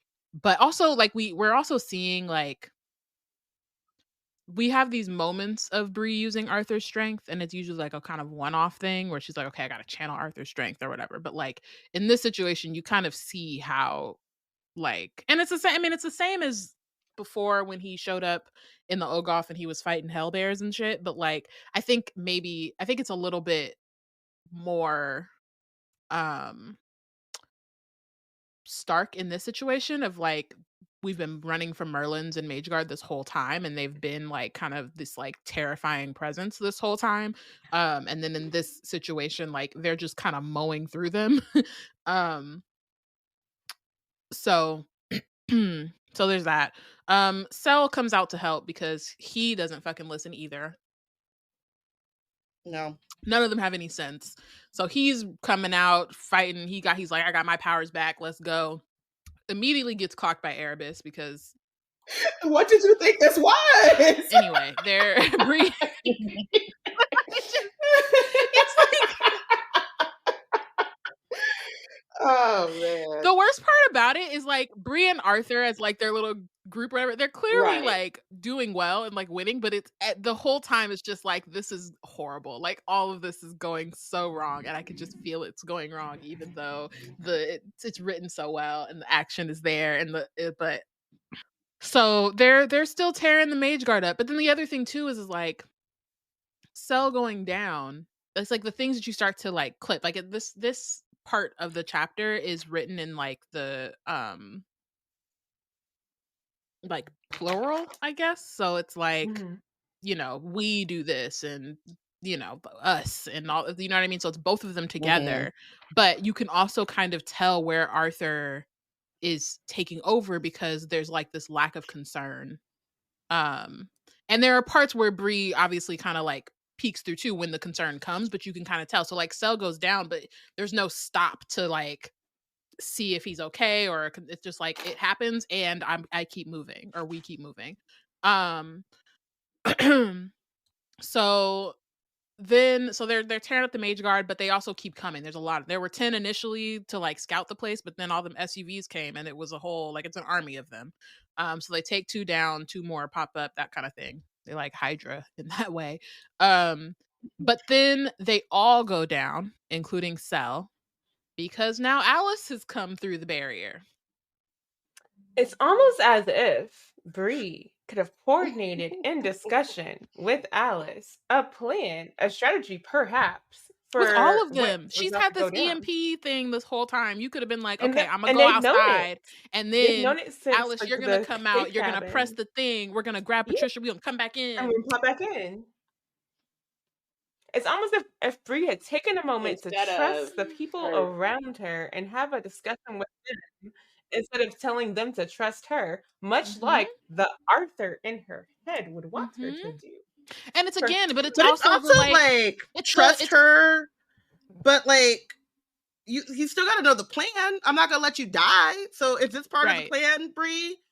But you it's just that fucking and up Merlins because it looks like you're about to be overwhelmed, and I have this thing. I mean, I will say too, though, like it's the trust, but it's again, it's like that she's still trying to figure out how to lead, and she keeps kind of like relying on these things of what she thinks a king is, and like partially because of how the order kind of not even how they operate, but how they it's not how they operate clearly, because we saw with the regents, like they're like, nah, actually we don't work that way. But like the way that the kids are taught, it's like they're taught the king is the thing. When they were in the plane or whatever, it was like, okay, what does Bree want to do? And so in her head, it's putting this pressure on her where she feels like she has to be the end all of the decision making. And, you know, Cell and Will and Alice to an extent are kind of just accepting of that. And the Rootcrafters are kind of just like, we trying to mind our business.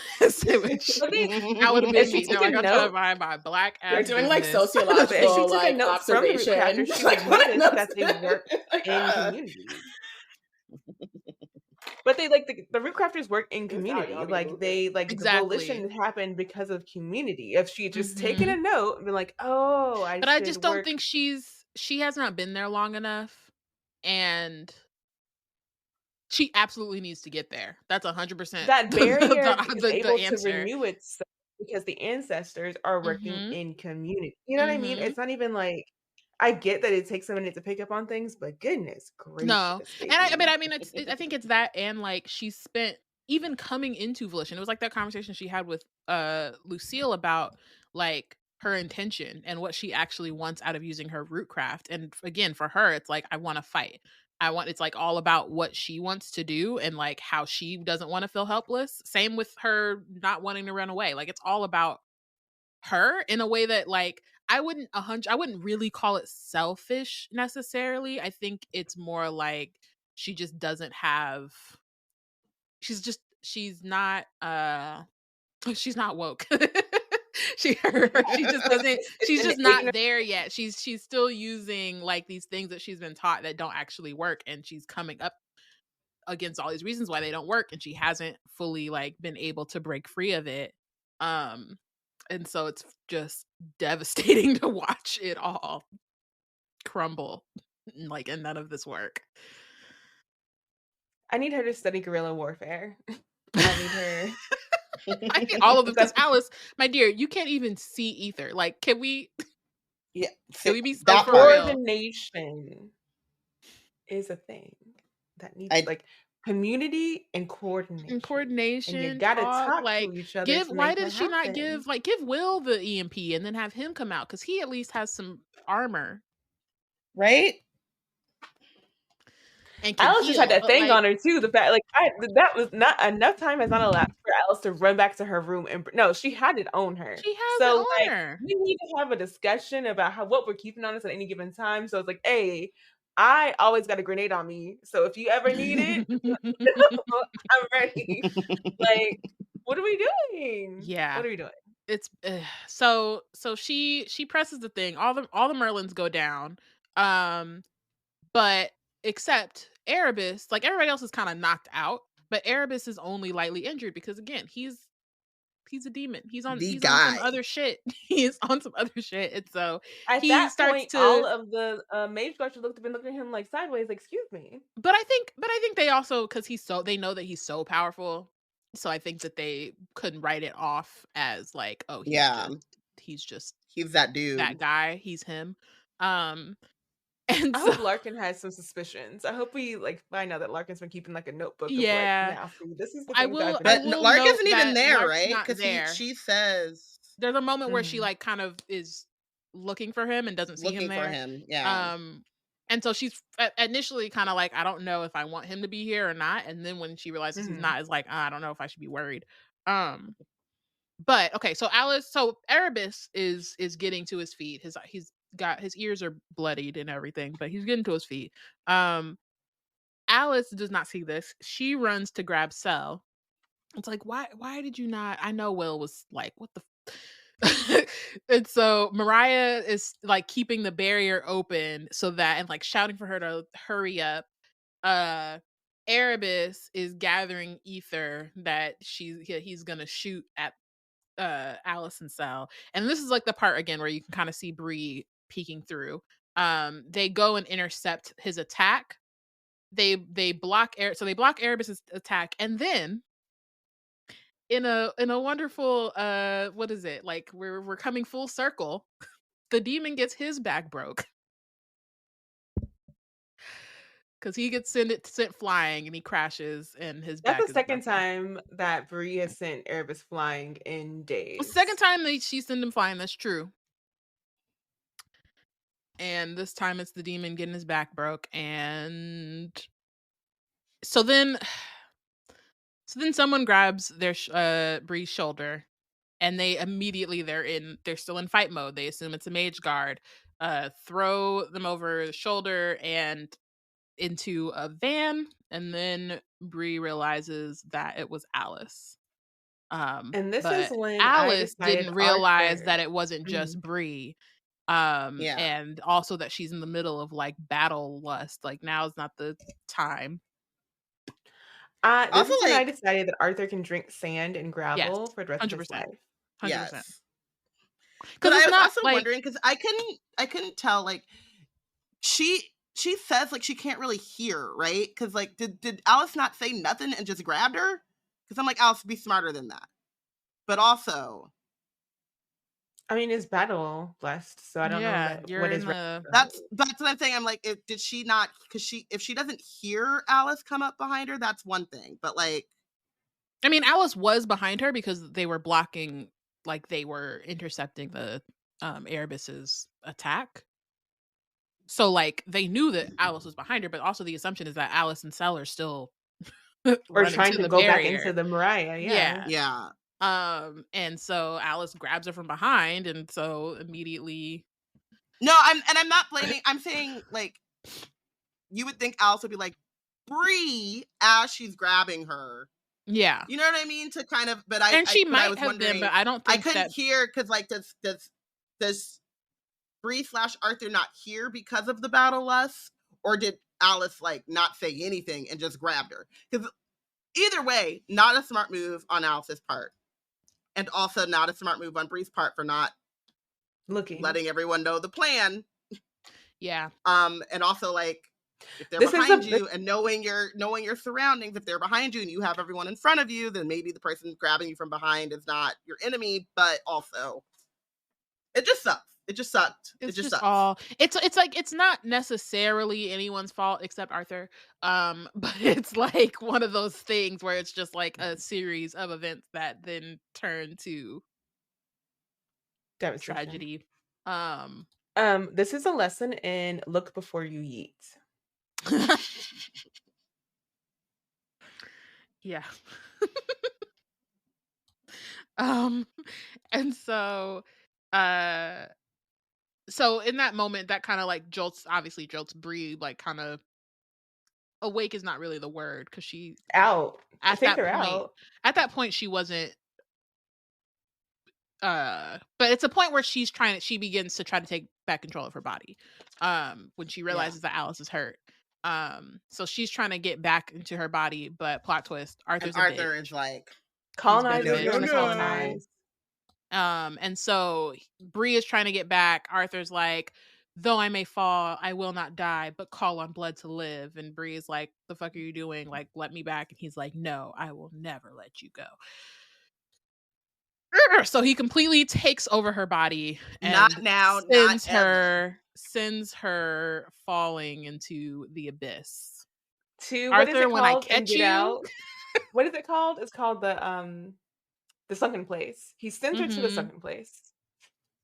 Insert the you raggedy bitch gif. This is literally, yeah, I hate it here. This shit, like, and then you turn the page. Like, Tracy, be for real. You turn the page and you get only a king. Only a king. Oh my god! Like, the betrayal.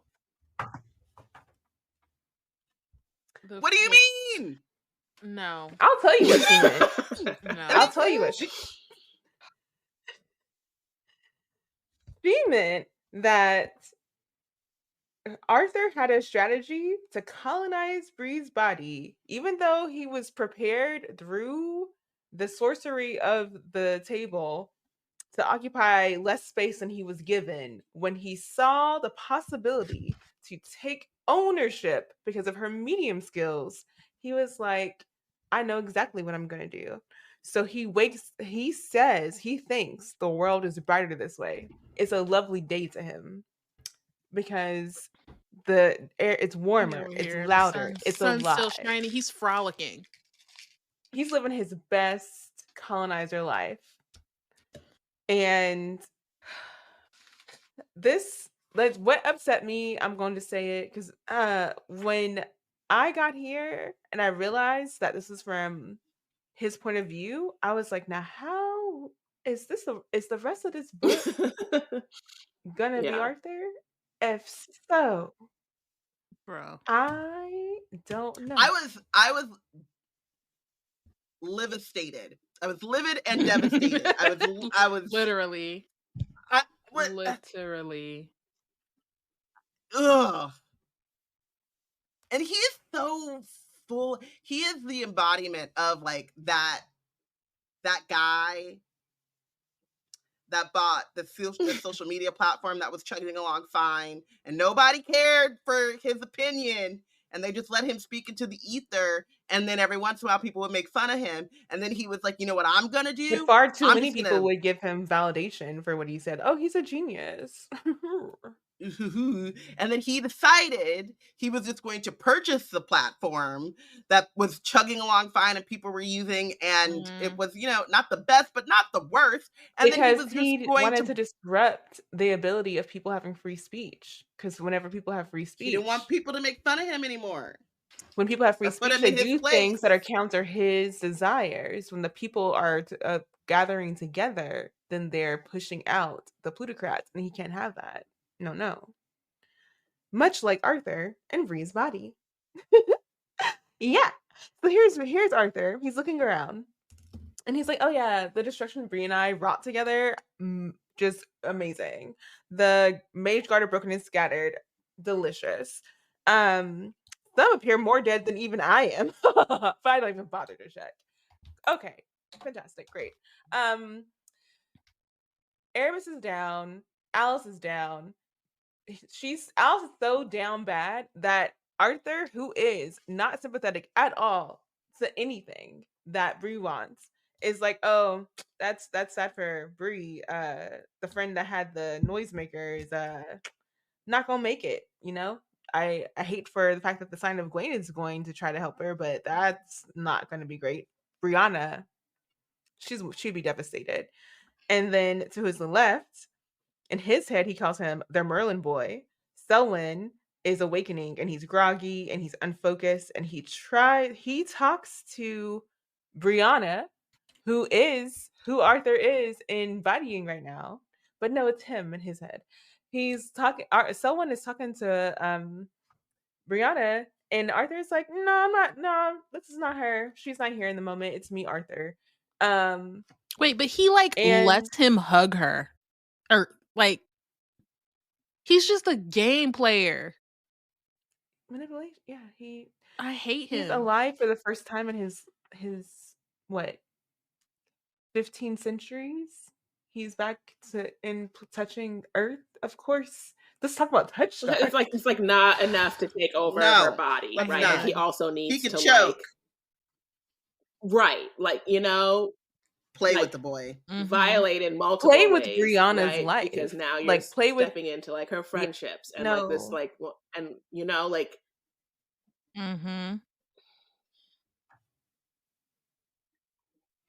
talking as if she has ownership over a bloodline that he quote unquote started. So that's a no. Arthur owns all of this. He owns Brianna. He is Brianna. She's actually him, because forget Brianna. So ask Bree, and Arthur has made her laugh in a slow, delicious laugh. So it sounds like he gave her a freaking villain chuckle. And thinks, if only Merlin could see his children now. And he responds to Sel whenever he reacts to that with a question mark, like Bree, and he responds in Welsh, Bree is not here. He knows how fucking super villain. We talk about how dramatic Sel and Brianna are, but Arthur, he said I could do better. Drama king. He earned the king status in dramatics rightfully. And he's taking in his Sel's reaction with savoring it.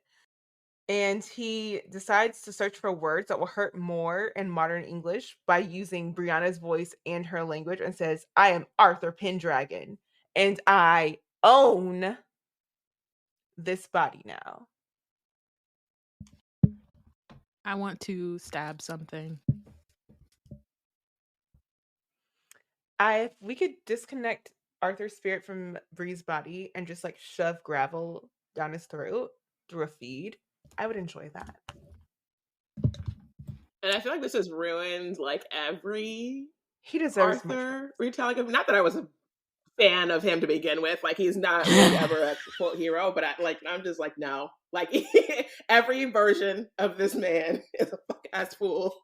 I did it. I hate it. They're all terrible. Don't trust them in any medium. No. Mm-mm. Oh my gosh. Nope.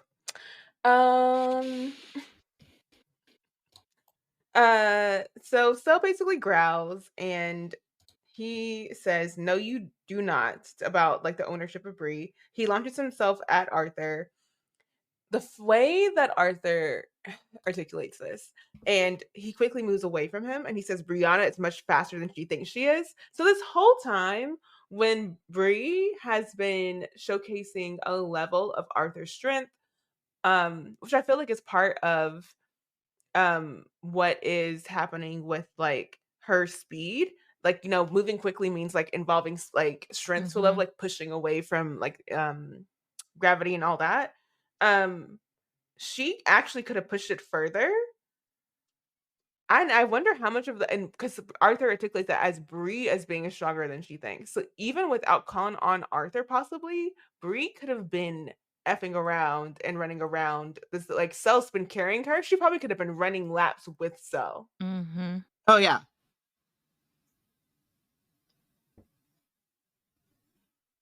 And I just hope that if there nothing else is gained from this awful possession, Bree is able to retain how much she can do without Arthur being part of that. Like, yeah.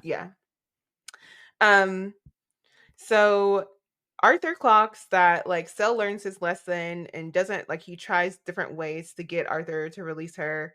Arthur refuses because he only just arrived.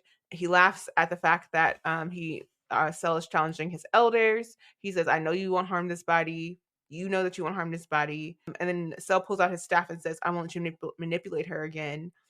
And Arthur brandishes his sword and says, "I've been manipulating her for months, playing on her desire to wield my abilities. An impossible feat with an overdraw of ambient ether that no one could ever hope to control." And Cell says, "You were doing that to her, letting her burn herself so she would be forced to summon you for aid, bleed for you, live your memories. Indeed. Why?" Because he's a bitch ass. Literally, that's why. That's why.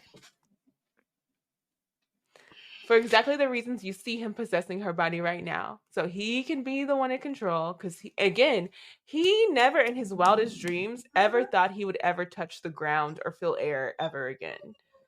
And as soon as he finds out he's in a situation because of the bloodline of this black girl that has somehow become part of his bloodline, he's like, "I don't F with the blackies, but I'm going to take advantage of their abilities immediately. though." Like just straight up colonizer behavior. Exactly. Right, like, and like feels entitled would y'all to even question this? Because he owns her. She's a woman, one, and she's black, two. He owns her. Sorry. Though Cell is like, clearly like figuring things out, it's not going to help anything because like Arthur is clocking the fact that he's only giving this conversation to try to figure out how to take to like incapacitate Arthur so they get Bree back to normal. But Arthur thinks I never intend to allow Brianna to regain control of herself, but if she did and found her Miller dead, she'd be extremely distraught. So he instead cracks Cell on his temple and leaves him unconscious. And then he kicks Olsen, who he says is the most alive looking of the Mageguard, and tells her to take Bree to the Regents.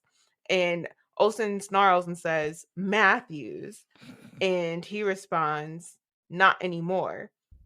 So the one thing I'm gonna take away from the Arthur POV is that it feels kind of Thor-like, and how he describes things, as he says, "I point to the sleek black beast," which is like a SUV or whatever.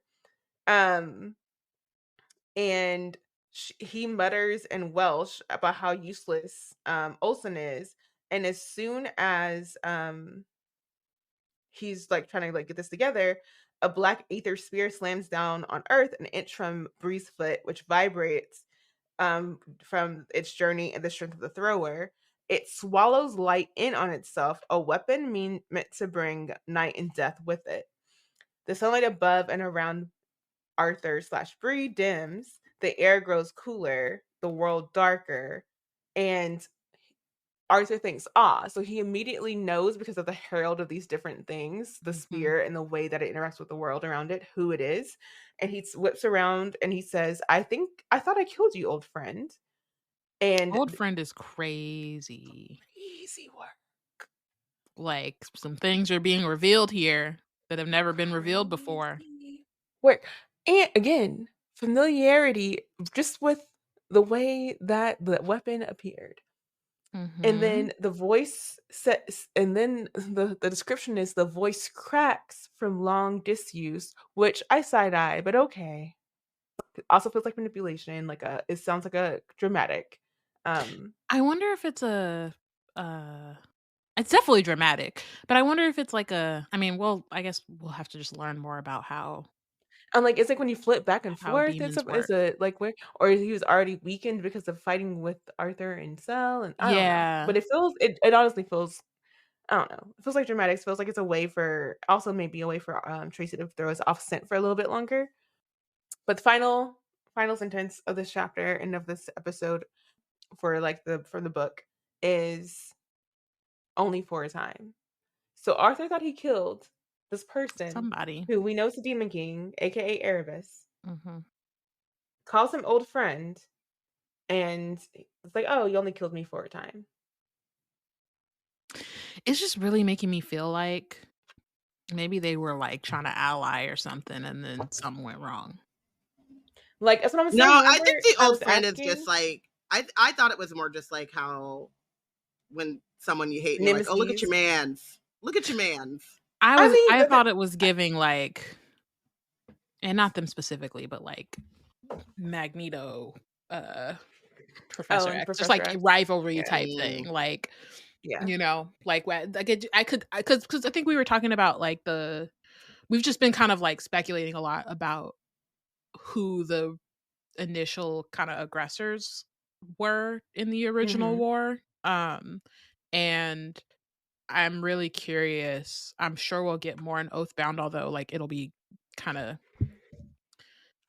difficult to gauge what is truth and not because of who we'll get that information from, but just like the beginning of this war and like how it actually kind of started.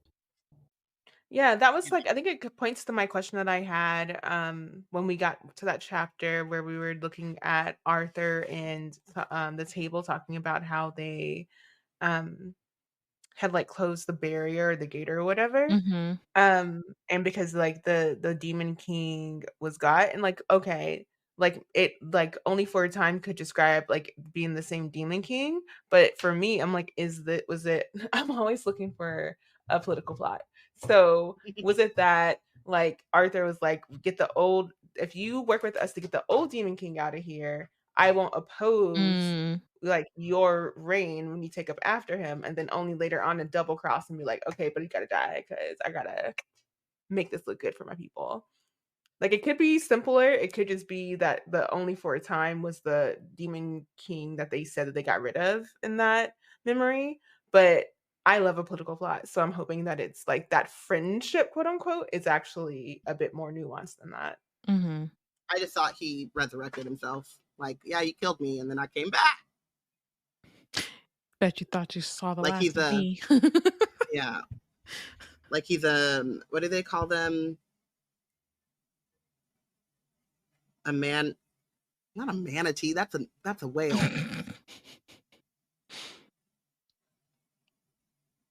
I don't know. I don't. I just finished reading Mercy Thompson, and they have these. Manitou? No. The only thing that I can know that's undead redead is a zombie. No, it's like gods. Vampire. Like when there's different gods.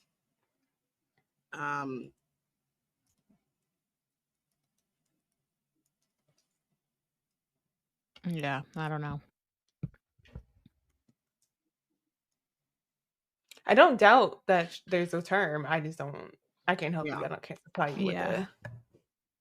I know. I just.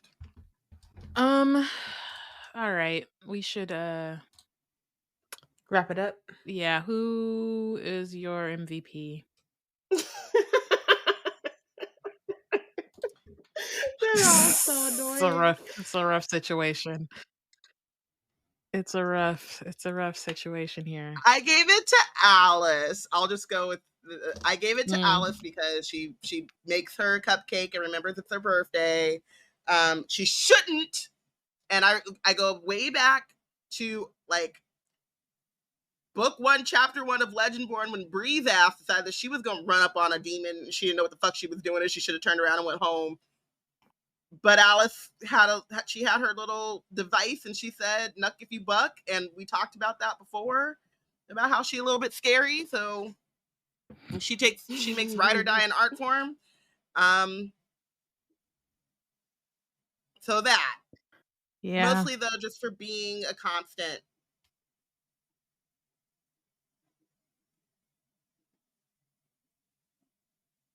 Yeah. But also, keep your ass inside the barrier. But I don't want to victim blame, but I couldn't do it for that reason. Just like, I mean, sis. The cupcakes are really what got her over the hump for me. That's if not fair. for the cupcakes, I don't know if I could have done it either. I gave it to Alice similarly because of like, well, mostly because she got that thing on her, and I didn't expect for her to just keep like a demon disabling device on her, and I appreciate that she had enough like, I guess like a level of like fear and safety to be like, I don't know when we ever might get run upon, so I'm not gonna just keep it on me, and I appreciate that. But also because of the fact that she mentions that like it was Bree's mother mentioning that Bree's birthday was coming that made her like wanted like spend time in celebration of Bree, like reminded her she needed to, like they need to spend time doing that. And I appreciate that like how deeply that exchange between Bree and her mother also imprinted on Alice, and like she was able to use that in a way that was heartwarming for Bree, even though Bree is still going through like the resounding like waves of grief around it. And then I also, once again, MVP'd the ancestors because them getting the Mageguard out of here, we're going to see. But like the way that they're like absolutely effing not is so admirable. And I appreciate like what is to come, and the fact that like their barrier, as soon as Patricia, like it was no hesitation to let in Patricia and like keep out the rest of the Mageguard. Like this is not like the Mageguard has no comparison to how to like interact with it, and it stupefies them, and that is on Black ancestry, and I love that for us. So yeah, that was what I was gonna say. I guess the ancestors for just the patience. The patience, the strength, the like, showing up for them despite the absolute chaos that Bree has brought into their like sacred space here. And I suppose I will also give a little bit to Selwyn, even though he should have stayed in that barrier. He did not need to start the charge out of there. But before that, prior to that, and embarrass himself like that, we were doing great things. Yeah. He literally just needed to grab Patricia.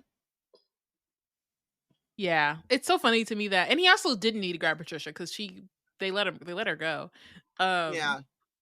I did make Cell my MVP, which I just think it's funny that, and the only reason I let him slide leaving the barrier and not Alice is because he does have powers. Like, he can see the ether. And Alice is walking out there with nothing except this little 10-second little thing. She did what she had to do, but if Alice would have just simply walked back in the barrier, turn it on and throw it like a grenade? If she had simply just been like, whoop, yeet, and then kept because she also took out Cell.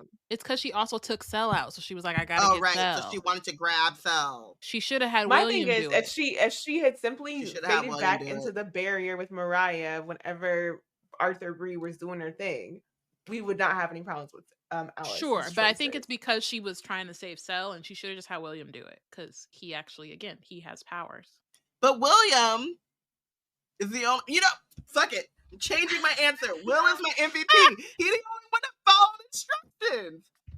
William's my MVP. Why would for following instructions? So funny. No, he does, because he only comes out after Alice is hurt. I can't. I can't. For following, okay. No, okay, wait, but I do want to say Listen.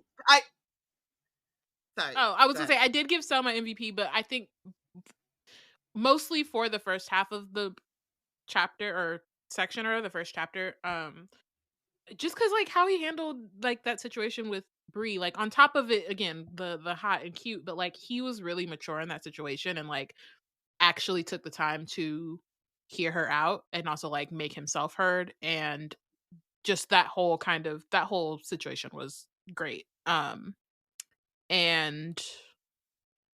yeah, and like, he tried in the last half.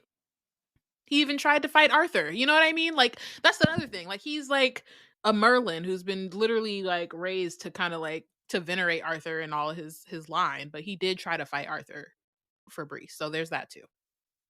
I want to say that like I think him choosing to be out there and fighting Arthur is redemptive in a way that like, how else would the rest of the team know what's going on with Bree if he did not have the conversation with Arthur? Mm-hmm.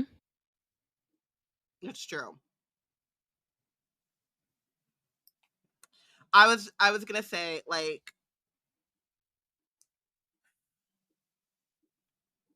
it has to be William. This is why I'm changing my answer again. Because even, yes, he did follow instructions, but you just said like without Cell knowing, now Cell can tell everyone like that Arthur has taken over. But it was all going to shit anyway because Bree's plan didn't foresee Arthur taking over. Mm-hmm. She can't make any plans. Somebody needs to sit her down. So even Cell coming out to like help and fight alongside her was not gonna work because he's not fighting alongside Bree. He's fighting alongside Arthur. It's not about it work. Alice doing. I don't know. Everyone was making a bet of a bad situation. Someone now. Okay, yeah. Benched. Arthur's out. Isn't it unanimous? Yeah. And I have to say, in a chapter or in a group of chapters that kicks off with 10 Mageguard surrounding the barrier, Mageguard's tracking Bree and Cell.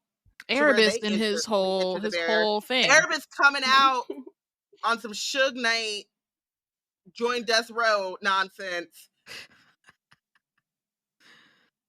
For Arthur to just come in last second, just took it all. Kind of impressive. He is the king of legend, you know? Like if you're gonna name a more like infamous king in canon, you can't. It's Arthur. So, he's gone to his head.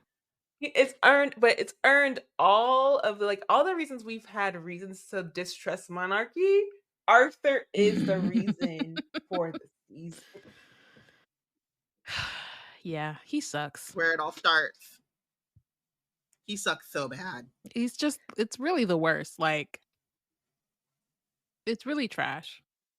I just want to say I appreciate that Tracy did not try to make this someone that we would like. Like, at no step of the way have I felt like I should have empathy for this person. And I appreciate Tracy for not even trying, because F this colonizer. And I F think, this like, man. I don't know if, like, I think there's also this sense of, like, especially in the last book, because he wasn't like an actual character until the end, but there was like the whole, like, you kind of see how he affects all of these people after all of this time. Like, we see how he affects Nick in particular in Legendborn, and like you see all of the legacy of Arthur and like his decisions and his choices and Merlin, and the system, right, that's been built over the last like 15 centuries, but there's still a sense that, and not really like a sense, but there's a space for it to be something where it's like, okay, maybe they didn't intend this system, right? Or like even in the beginning of this book, like there are things about the order and the way that it runs now that like disgusts Arthur. And so it could be very simple to be like, no, Arthur wanted it to be this way and all of his intentions were good and noble and whatever, and then it's been twisted into what the regents have made it now. But it's like, no, it was already rotten from the beginning. And like, yeah, maybe like it has been twisted from what he intended it to be in some ways, but in a lot of ways it's working the way that he set it up. And I think that's the even if like it was other twisted reason from what he intended it to be, what he intended it to be sucks. was also trash. and it's also because he's trash. Like, again, like what Porshèa was talking about, like the monarchy is not we're not supposed to aspire to that. And so like I really appreciate Tracy's like willingness to go there. And it's also why I'm really interested in Merlin, because we keep saying he has not gotten enough smoke. He needs to answer. But for part his of it is that we don't fully, not that we don't know his role, because obviously we do, but it's like we don't know his perspective yet, or his full role. We don't know, or all his the full role. Yeah, we don't know, like we don't have the full picture yet. But with Arthur, because he is such a present character in this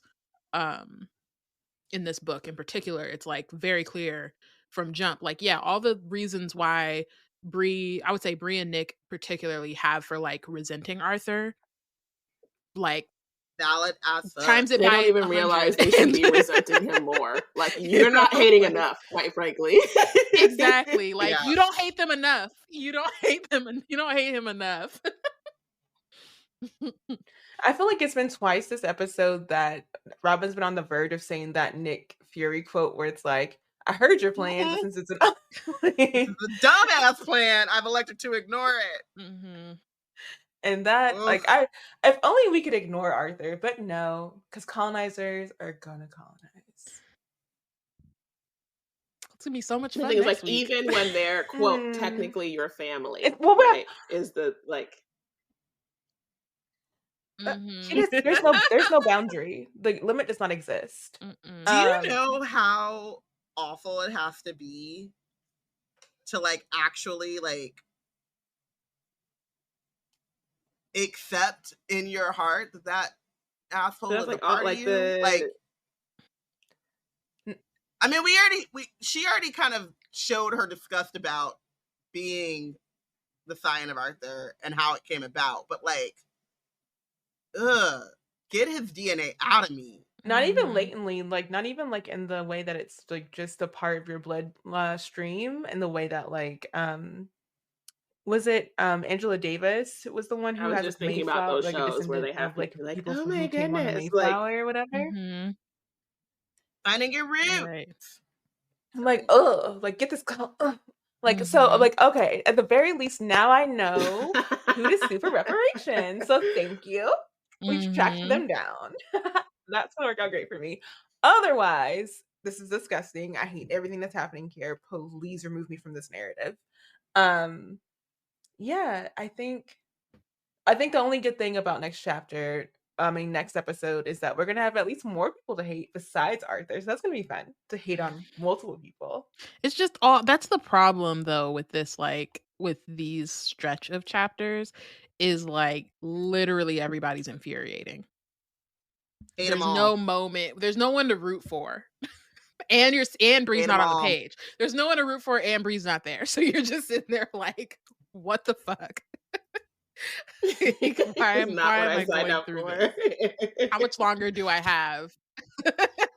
Yeah. Well, we can let the hate like. Do you know the thing too that I hate about it is that like I even caught myself doing this when we were reading these chapters, like looking at like, you know, oh, it's like we're 80% of the way through or whatever because I'm reading it on ebook, and I'm like, I do this. It reminds me a lot of like when you're reading like a romance novel and you get to the like last chapter breakup or whatever they call the third quarter breakup, and you're like, how much more time do I have for it to get resolved in like a nice happy ever after? Like, I know I'm not thinking it's going to be a happily ever after, duh, but I'm like, we don't have that much time left. And I hate it here. It's as bad as it's ever been. Yeah. We have 2 more episodes left, right? I need you to at least give me a glimmer of hope. Yeah. Because it's also, it's like the book is so thin. You're just like, is this going to end with, is this how it's ending? Yeah. When I told you, when I first read it and it said only a king for the 4th part, and then I didn't see another epilogue or anything, I was like, so I'm going to stay in Arthur's head? Are you kidding? I almost threw the book. I'm not going to lie. I was so close. I was so close to throwing it. And you would have been well within your rights because a glimmer of hope. You could sue for that. Like, you throw the book, you break something, and you take Tracy to court. Like, Judge, I need you to read this. Tell me that I don't deserve financial compensation for the harm this woman has caused. I don't know if you guys... A class action suit. I think that you should be able to sue for emotional distress. You should be able. I don't appreciate that as an inspiring Arthur. You're already plotting on the distress. You've already got I'm suing you. Protections, however. I'm suing both of y'all. It doesn't have to be a monetary thing, but I think that like you should be able to like sue, and then they have to like give you a public apology. You know, like, and like a lot of those things where it's like they don't give you damages, but you have to admit wrongdoing. That's what I want. I want y'all to admit what you did. Hiding under the guise of literature and good storytelling. But you did harm. And I need you to acknowledge that you did harm, Tracy. Isn't harm the reason why they wrote it? Isn't that why they drew it that way? Like, is that not the... Yeah, y'all are all psychopaths, man. Oh my gosh. And you read it anyway. And that's why, like, for everyone, for every critic that didn't actually engage with the books and wants to be like, oh, this is like solely about the white gaze or whatever, I'm like, do you... They didn't read it. I mean, because where is it? It's not like it's not like that is being displayed without clear interrogation and ridicule. Like this is exposing the truth of the thing in a way that a lot of folks won't even like dare to try. So there's that. Right.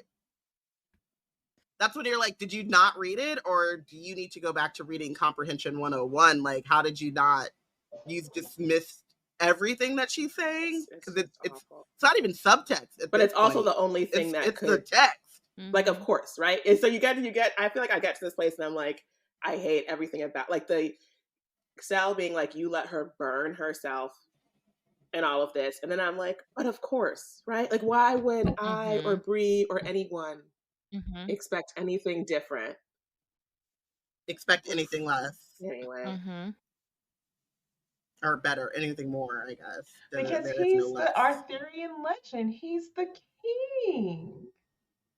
For the greater good. Whatever, dude. That dude sucks. Okay. We gotta go. We do. So thank you, DJ, for joining us this week. And thank you, everyone, for listening. Join us again next week when we discuss chapters 55 through 57. It's the penultimate. Crazy. Is it the penultimate? Yeah. Wizard Team is a part of the Black Nerds Create Collective. If you want to keep up with our content, you can check us out on our website, blacknerdscreate.com. Follow us on Instagram and Tumblr at Wizard Team Pod and at Black Nerds Create. And hopefully by the time you listen to this, the Minnesota Lynx are the WNBA champions. Wow. Why would you say that? Bye!